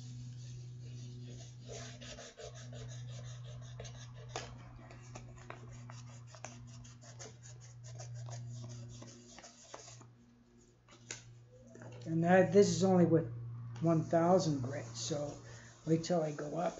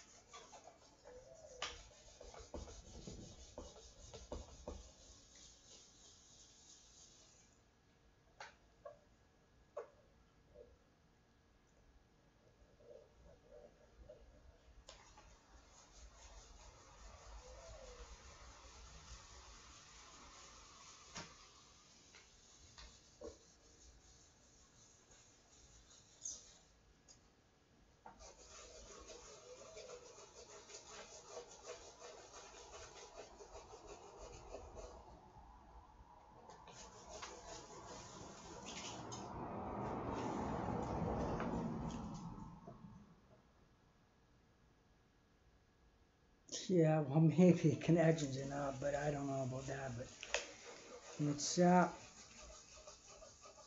know, I don't like taking advantage of shit like that either.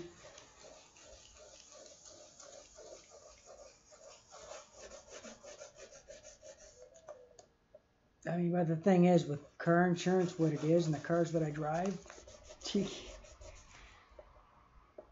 I gotta get the cheapest rate. So on something like that, I'm gonna take all, you know, it's an accepting.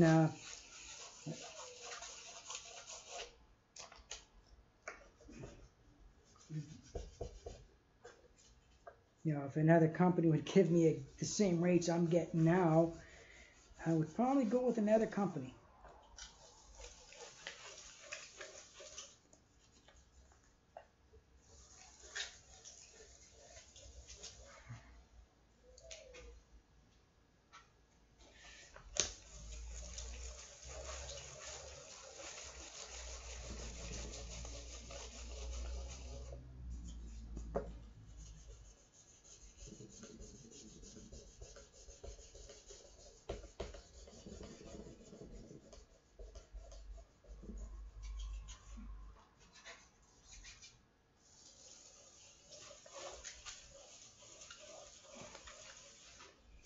All right, now going up on my grid.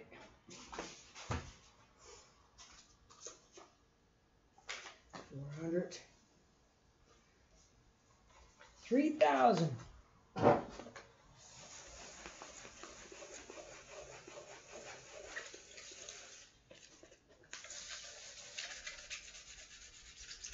I wish I had enough followers in that I could actually get enough followers and subscribers.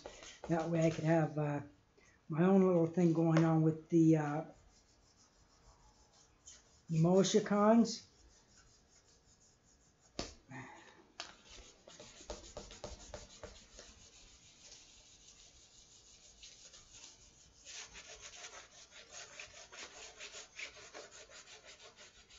I'd follow the stream just because I like their emoticons. Like adorable kittens. Well, too, I like watching kittens. They're cute.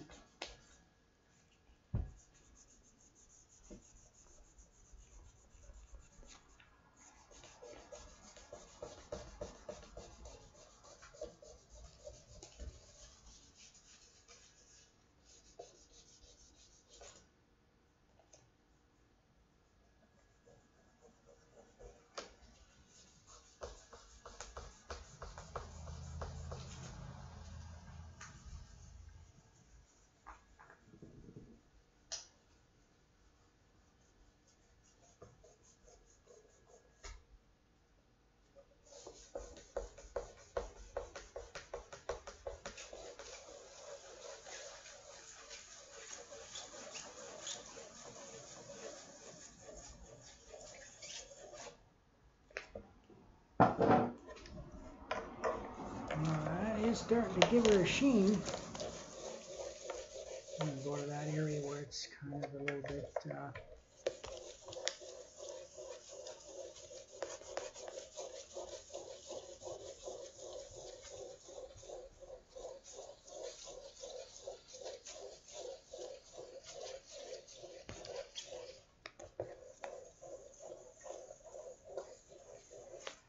See, that was really... if I can... Right... see if I can... You know, show you the area that was really scratched. Right around there. It was, I had it really scratched. And now, if you look at her, she's definitely... So yes, you don't need to revarnish.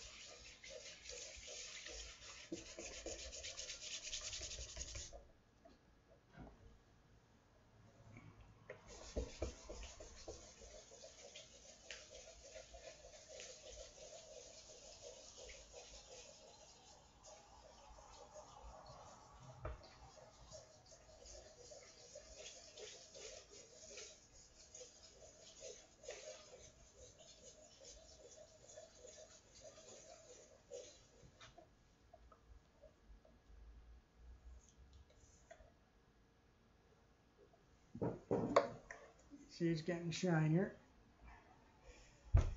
And that little area right there, it's getting shinier now. The more I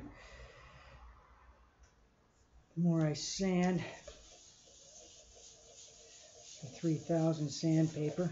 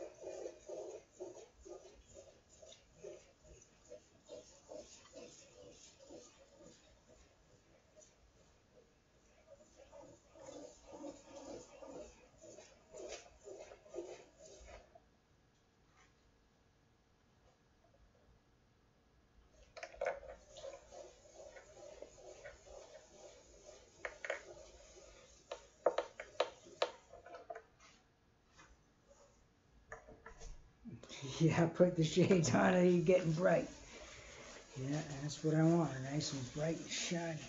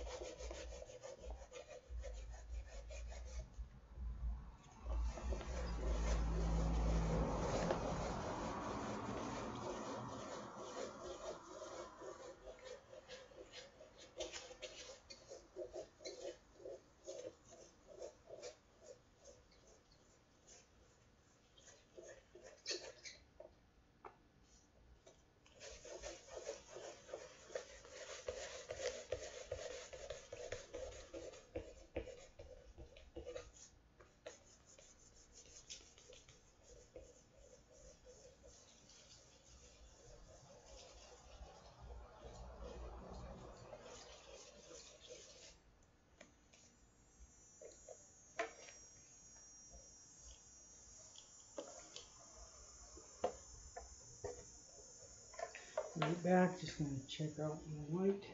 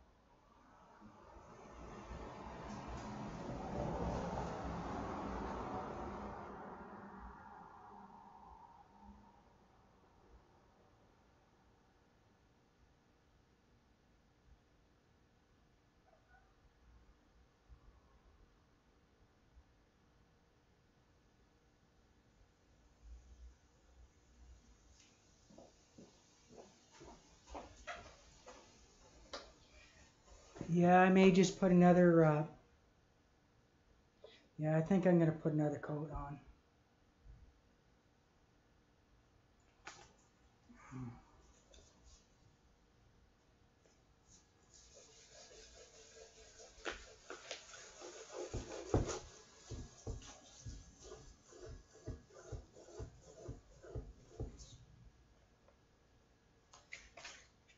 All right, take care. Thanks for watching.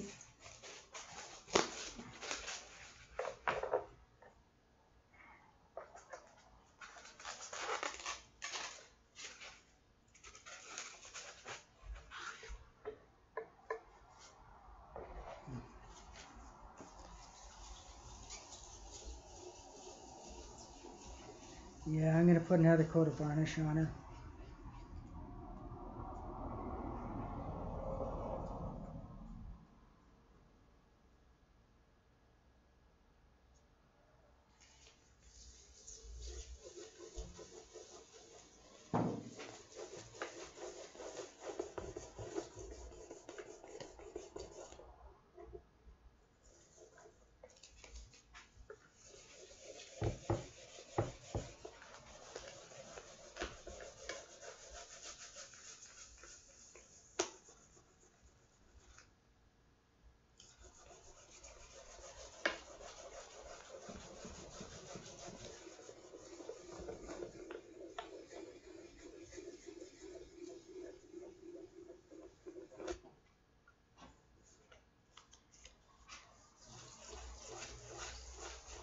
But I'm going to do this last bit of sanding here, and then I'll put another coat.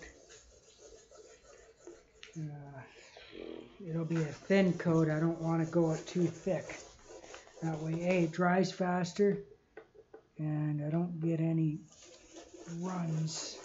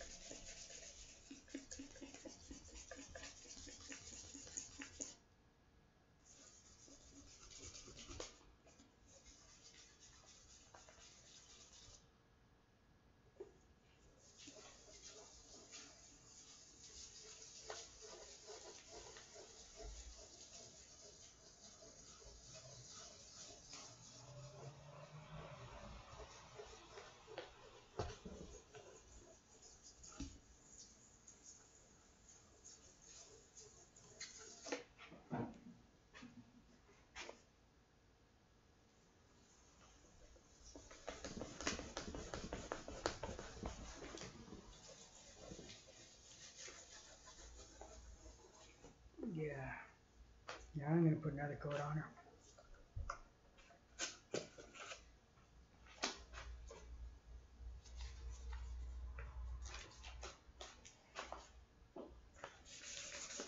So just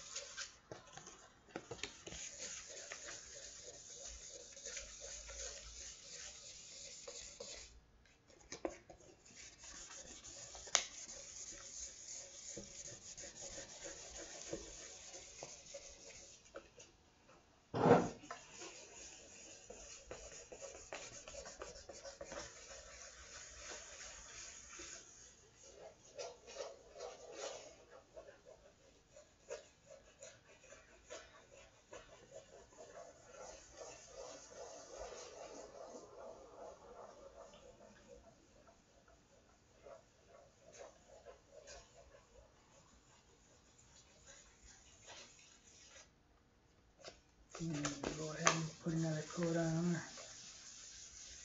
And,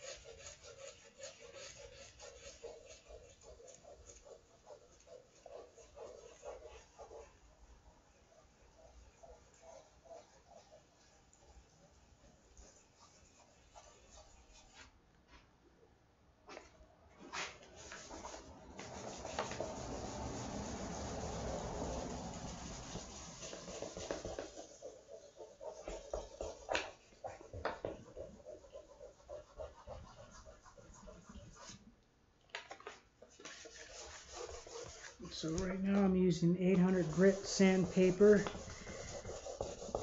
just roughing it up. So what I'm going to do is the same process I did last time. I'm going to do the front and then I'm going to do the back.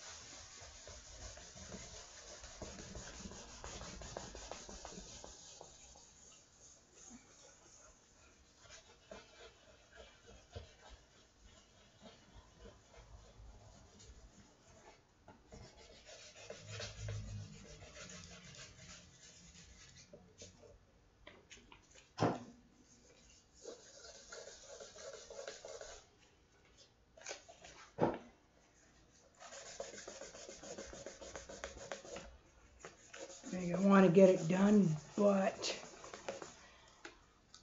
it ain't worth rushing the project. You know, you don't want to, when you rush things, that's when you end up fucking shit up. And it doesn't work. And I want to be 100% satisfied with it when I'm finished. I don't want to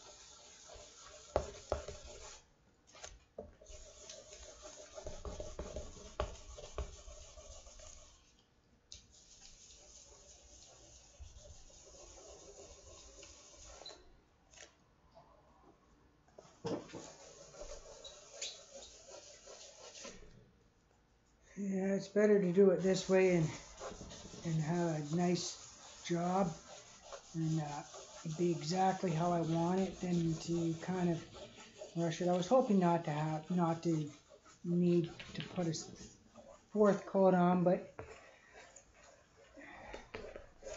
it definitely needs it. Well, it doesn't definitely need it, but I mean, I could get away with not doing it, but I want this to be, I want it to look professional, so I can't take any fucking shortcuts. It's just, you know, I mean, good enough when you're doing stuff professionally isn't, there's no such thing as good enough.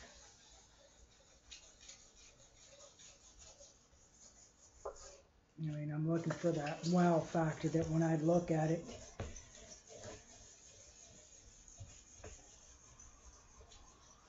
you know, because what I do now just kind of reflects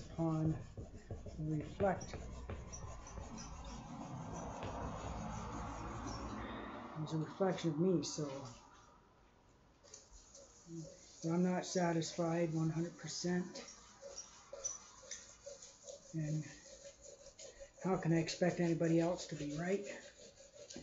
Because I always look at it and say, well, I mean, I could always at any point in time, I could say, yeah, good enough and whatever, and I could always do it, you know, do another coat at another time, but I might as well get it all done and over with right now, you know, just get it in and get her done. You know, it's better to do something, you know. I'm just kind of hoping I wouldn't need to do another fourth coat, you know, like I mean, this coat was good enough where I could have just, you know, where I could look at it and say, yeah, I mean, you know, it doesn't really need it, but, you know, I'm going for that wow factor. I want to, when I pick it up, I want to be able to look at her and be able to say, yeah, I did that. You know, I want to be able to look at it with pride, knowing that I did my best, you know.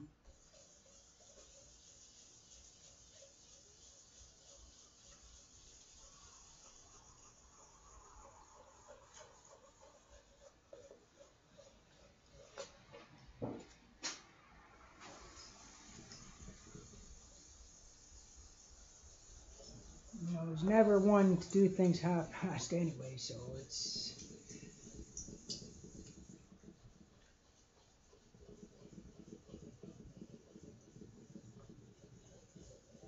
if it's not what it should look like, then,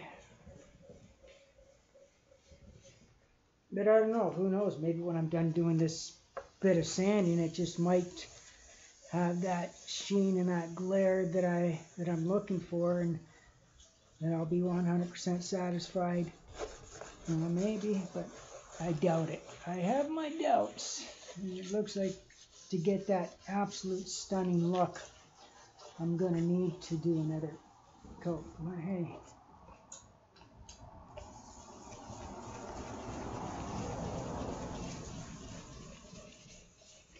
like I really want to put her together and start playing her, but it's there's no point in.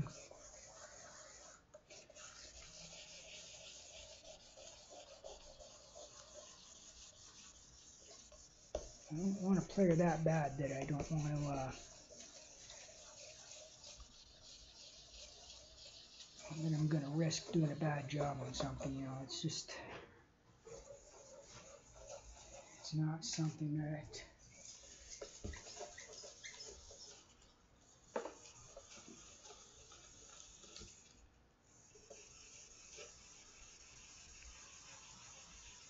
Because if I ever decide to make a guitar to sell, you know, people watching this will be like, yeah, well, you know, that first guitar he did, he didn't really, you know, it was good, but was it professional? I don't know.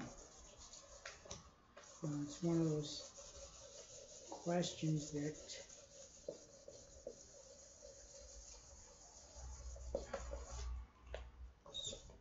fuck off.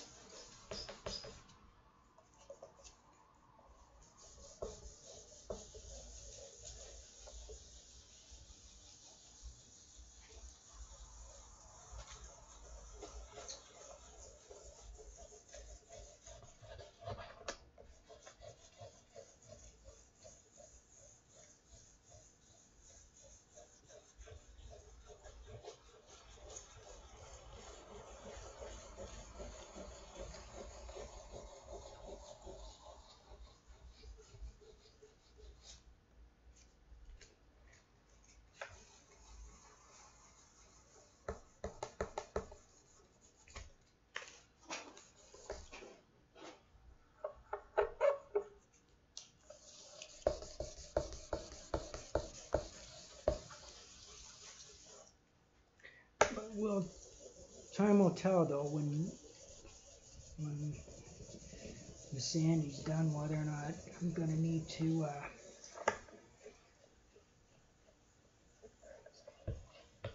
I mean, right now it kind of looks like it's going to need another coat.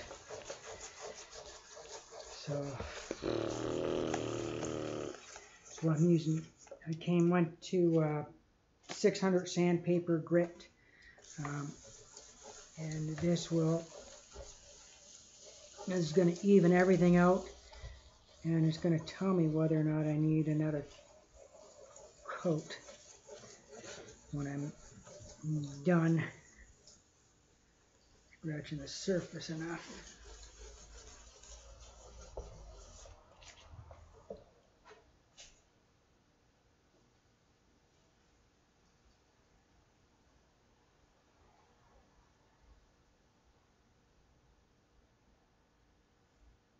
Be right back, I gotta get something.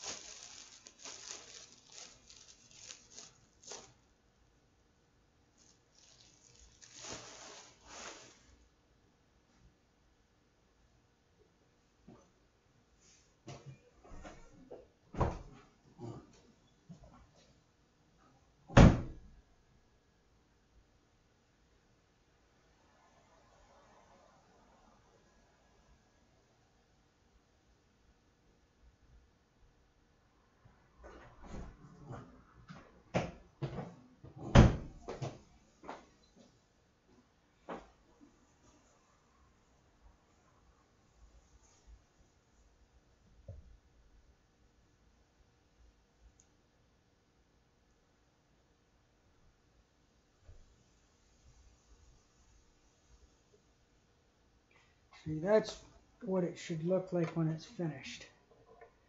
And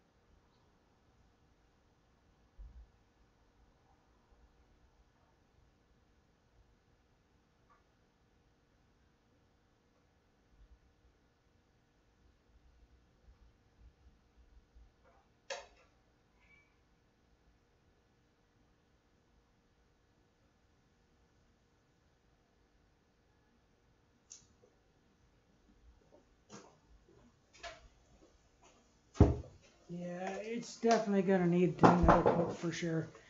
Definitely another coat.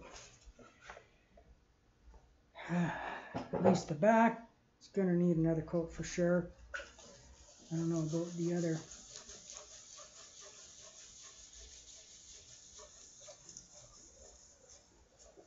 About the front, I'm going to check that out. Maybe the front may not need another coat. Maybe it's just the back. We're going to soon find out.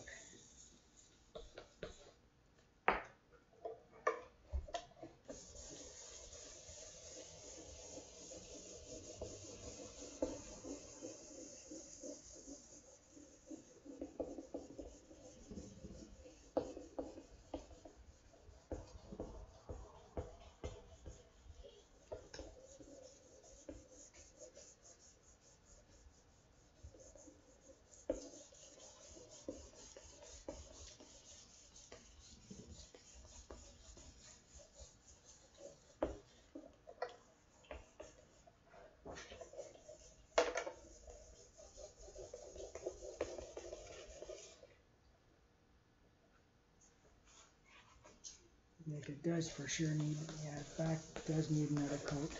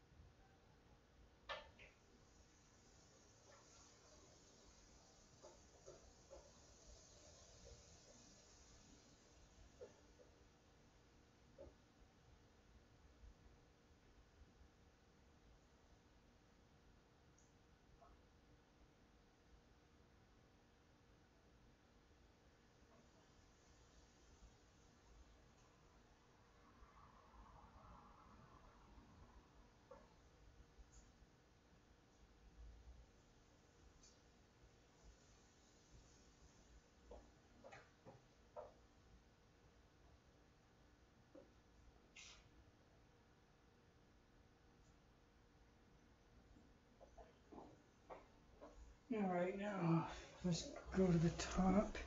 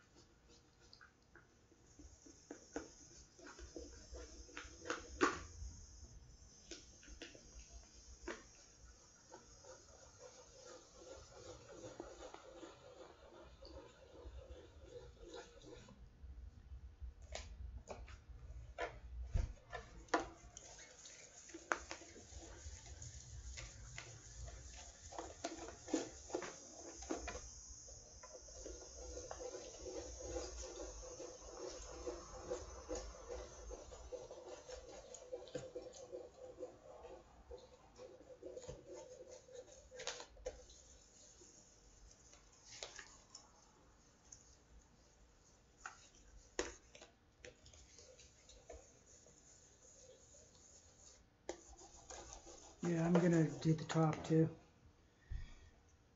It sucks, but well, that's what I gotta do, right? Can't really cry about it. I just gotta grin, bear it, and do it.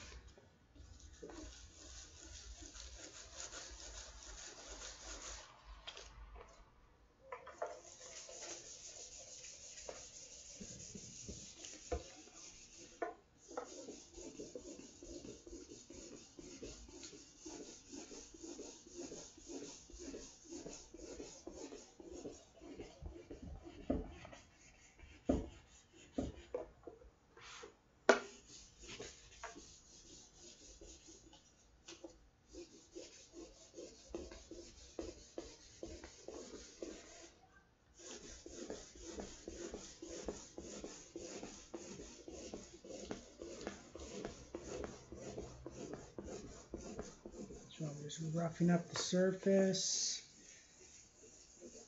You know, I can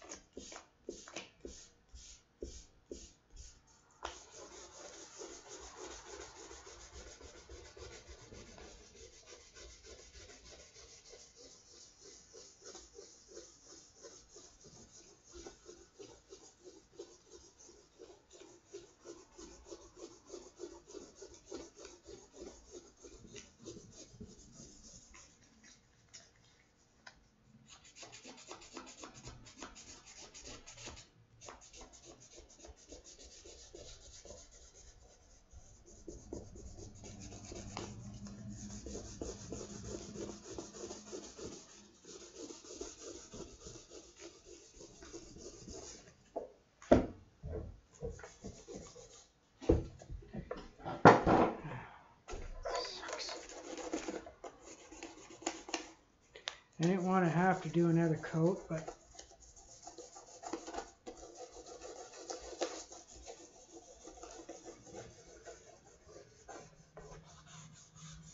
it needs it.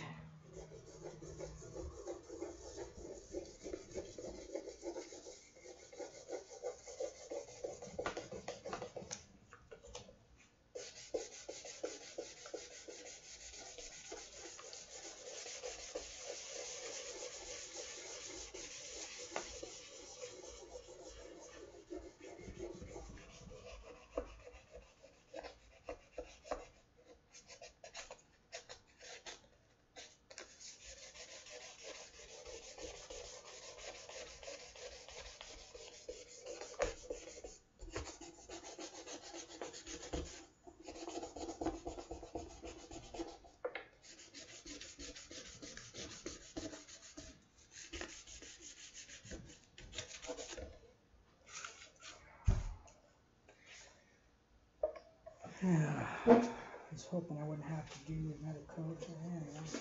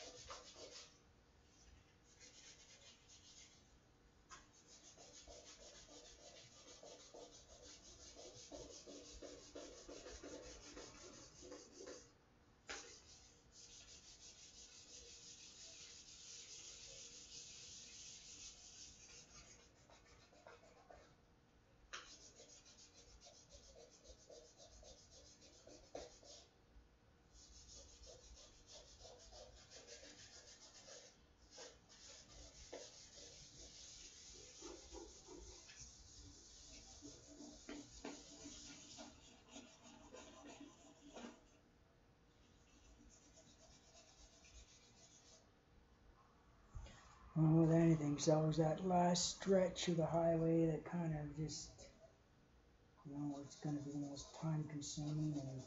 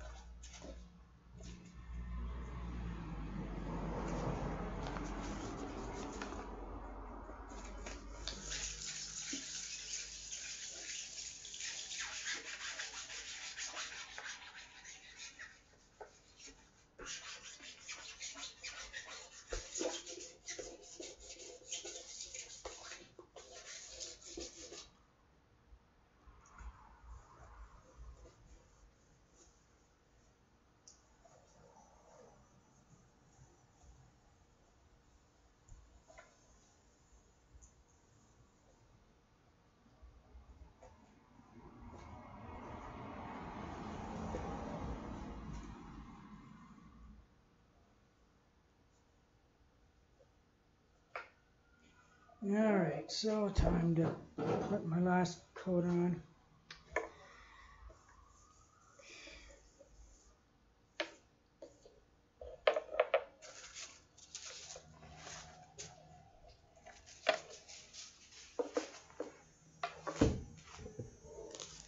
Okay, so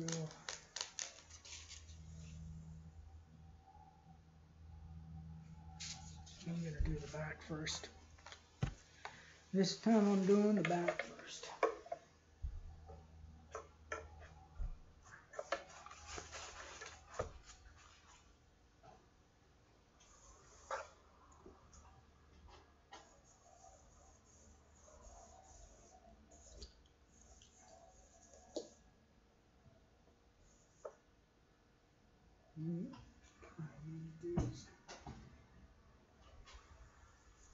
I'm going to wipe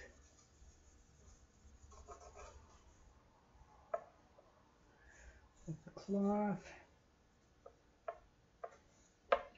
any dirt off that might be on it.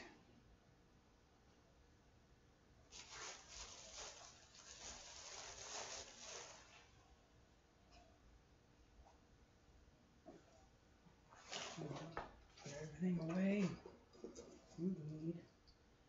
Stuff that I don't need.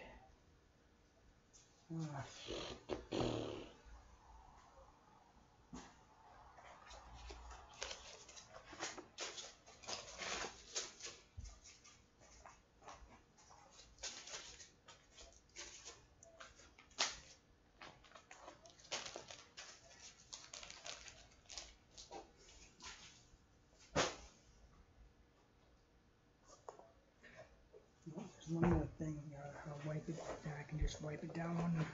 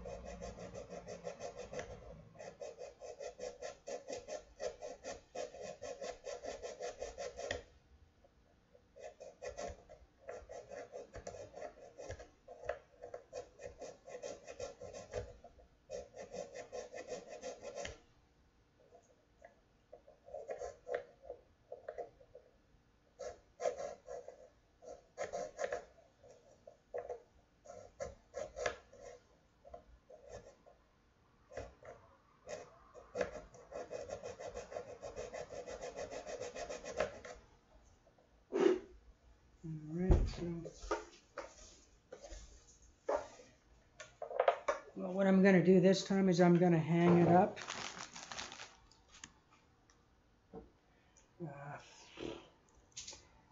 And I'm going to do both the front and the back.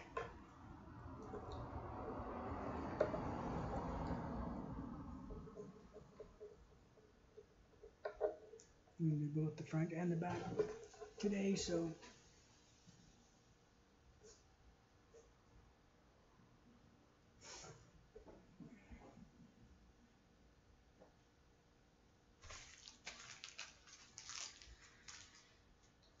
alright. What I need to do is I got to get the tape out. I don't need to do the sides. I don't need to do the neck. That's done. So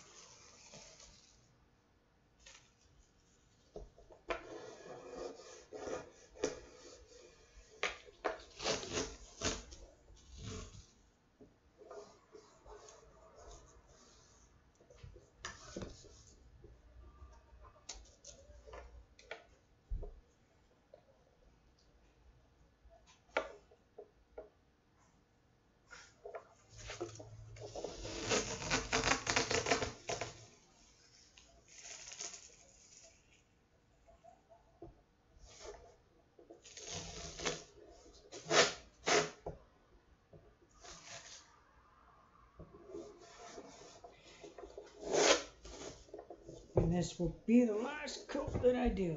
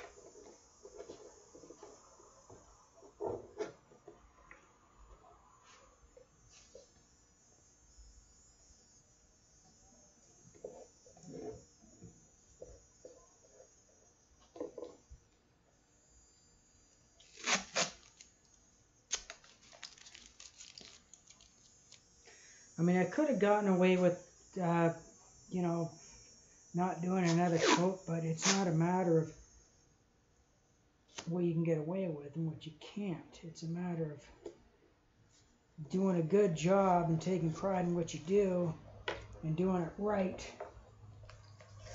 the first time so you don't have to do it again. Nothing is worse than doing a job, doing it half-assed, and then having to go back and fix all the fucking bullshit that you have.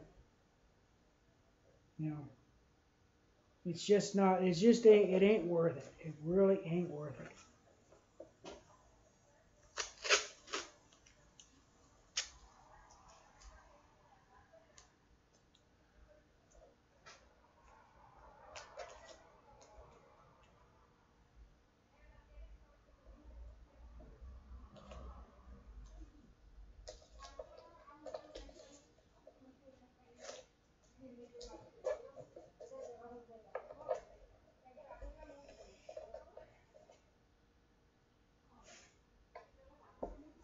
I think they say a job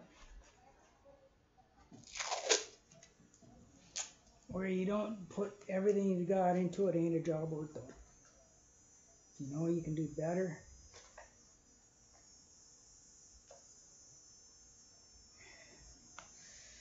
And do your best. Do your absolute best when doing anything you do. Do your best. If you know you can do better, you think you're done, and it's like, well, I can do better, but just leave it. Well,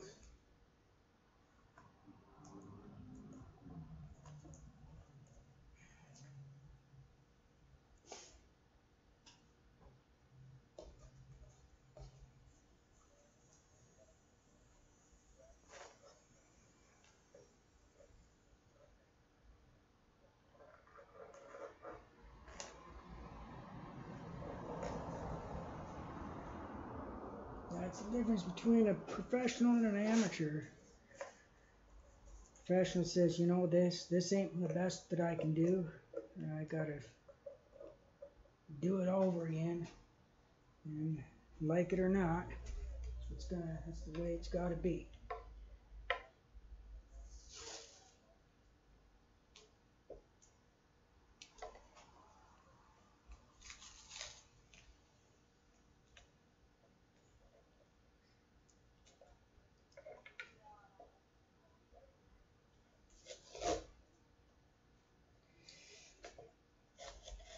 I ain't too happy about happening.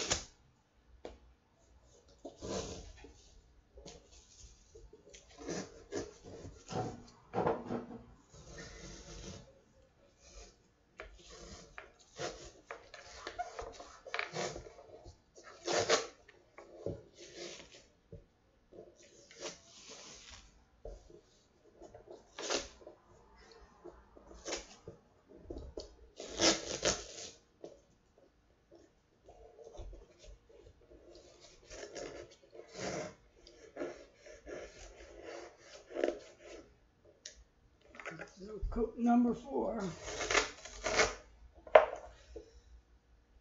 Yeah.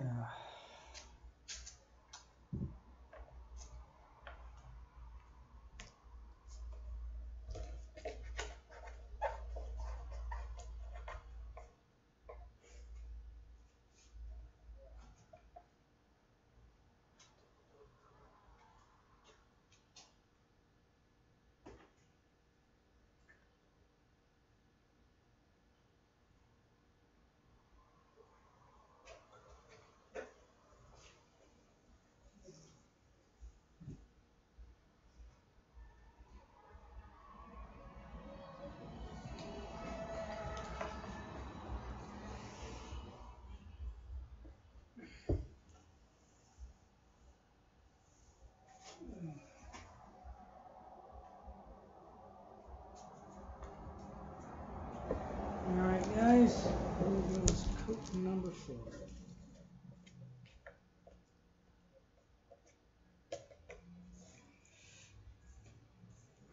Like it or not, here it comes. And what I am going to do,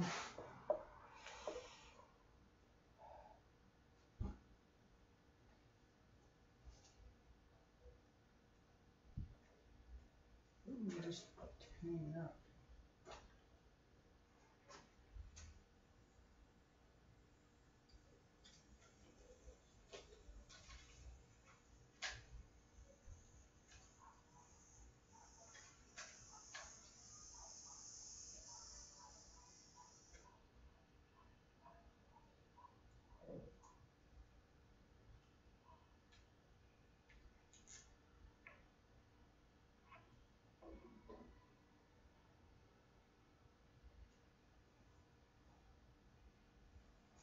Alright.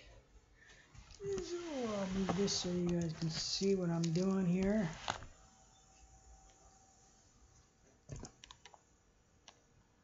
There we go. And the varnish.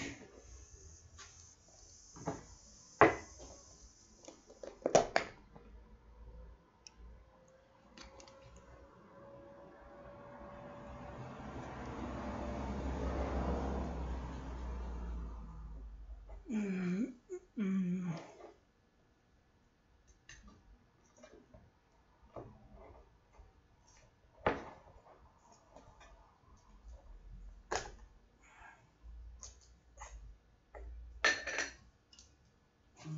the brush.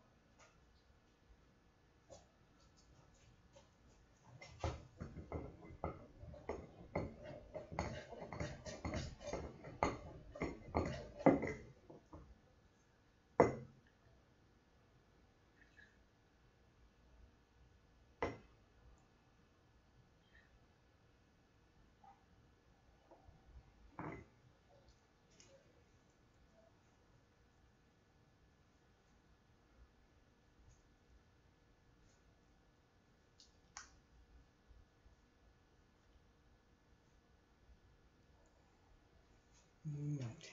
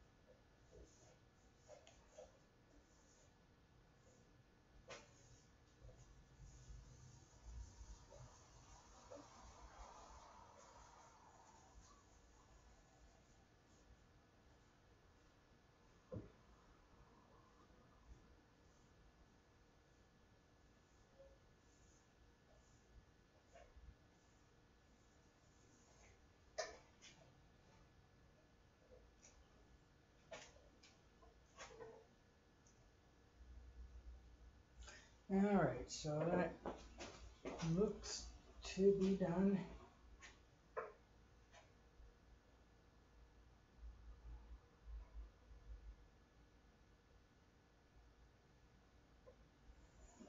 I just want to make sure I don't got any dripping anywhere. Any areas where I don't have any varnish. Restrict. Oh, just a little bit.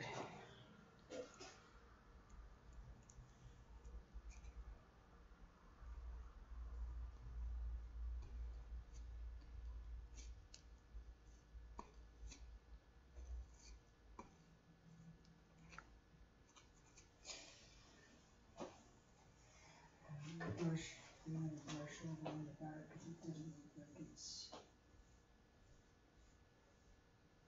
got enough varnish.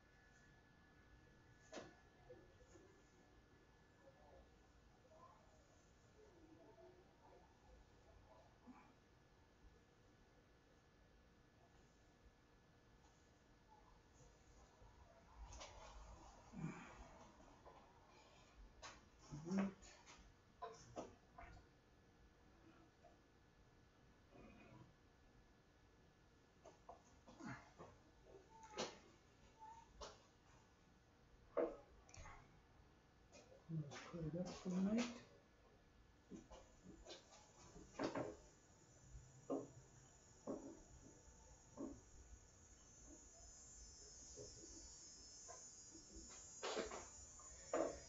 Make sure I don't got any bleeding anywhere.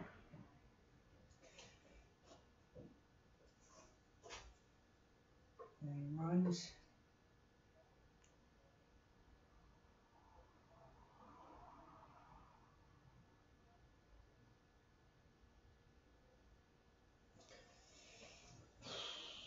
I don't want any runs.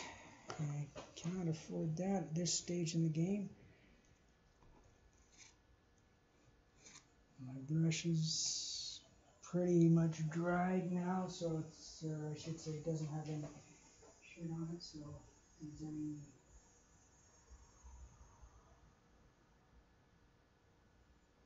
places where it's running, so I just want to make sure there aren't any lines or streaks.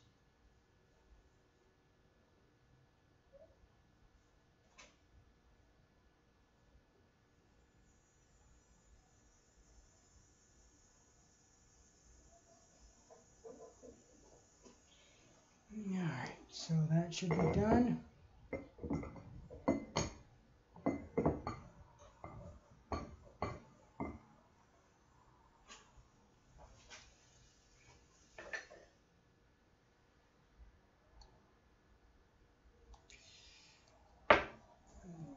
here.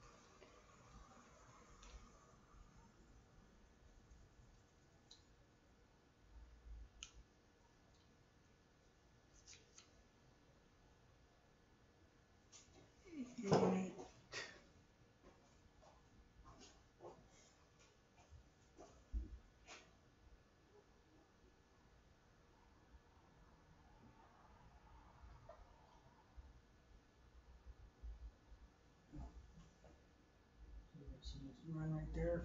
Fuck! Damn it.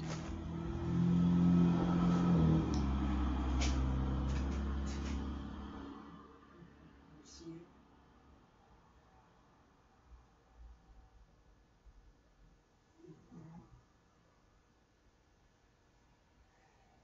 Run it right away.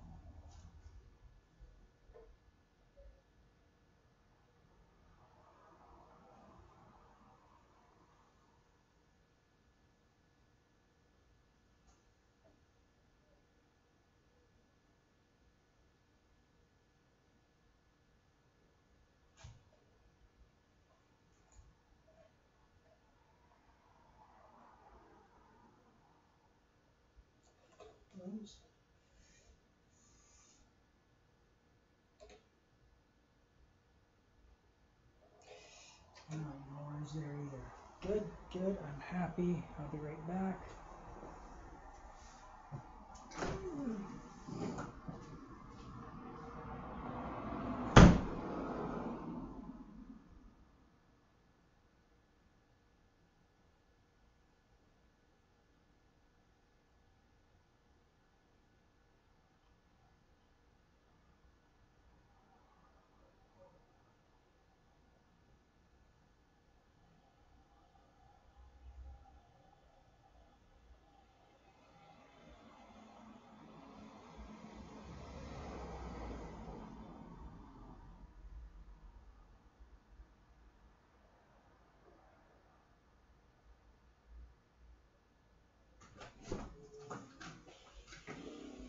Alright guys, so I'm just gonna clean up here and chat with you as I clean.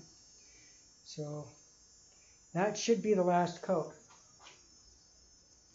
I'm really hoping it is. You know, I kind of 3, sometimes 4 coats. You know, you can get away with. I mean, sometimes you can get away with doing just only 3 coats on a guitar, but I'm not trying to get away with anything, so that's, you know.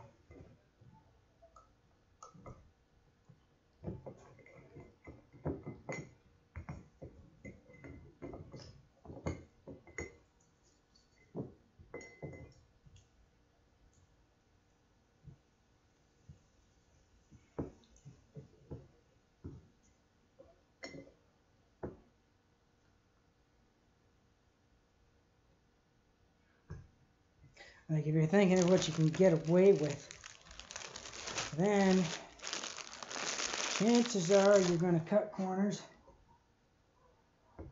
and you'll be looking for,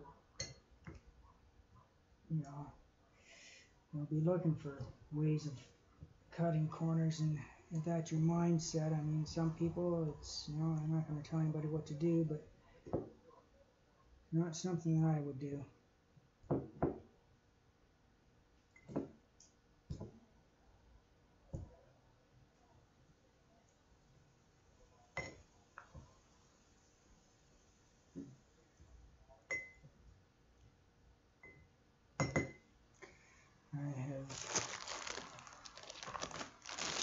I've spent too much money on this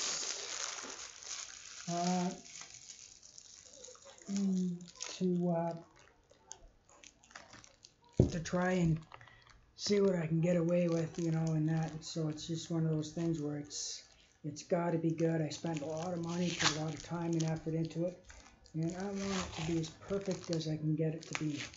So hopefully this is the last coat. I'm really hoping. I'm really hoping, and that that's the case. And I don't have to do any more to her, but you never know. It's not done till the project isn't finished till it's finished, and that's kind of a, you know. And if you try to rush things,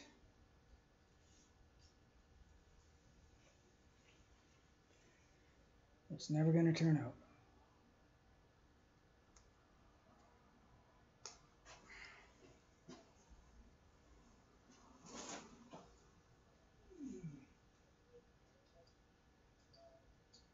Just before I pack it up.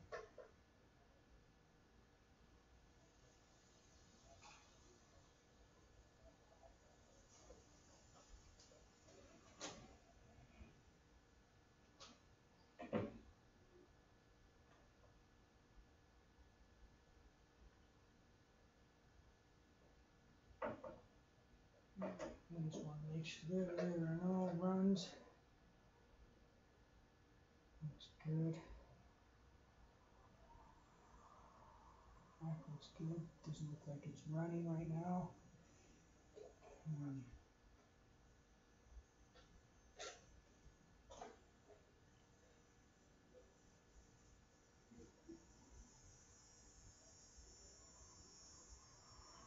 Front looks good too, so I'm not going to have any runs, which is good. I don't want to have to fucking correct that shit. It's a pain in the ass to do. And I hate things that are a pain in the ass to do. Well, I mean, I don't mind putting the work into stuff when I gotta do the job. You know, there are some things that, well, every job has its, you know, less desirable parts of the job, but that's no reason to take shortcuts and try to rush through it. You got to take your time, and you know, it's you know, because it's only going to be as good as you want it, as you make it out to be.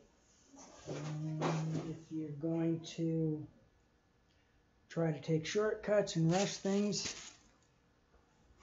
it will never, ever be as good as it could be.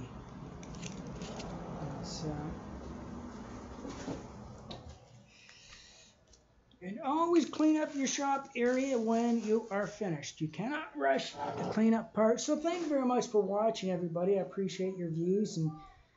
And this is, you know, I'm finished up with everything for today. I just gotta wait for that to dry, and I might be back tomorrow and then finish that off, and yeah. So it doesn't look like there are any runs. I put a very, very thin coat on it. Last coat, thin coat, and hopefully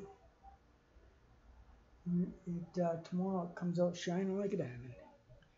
So this is Mr. Blackstone signing out saying, hail fucking Satan, hail Amun-Ra. Please like, share, subscribe to all your friends, and I will be back again some other time. So have a great day, and thank you for watching. Goodbye.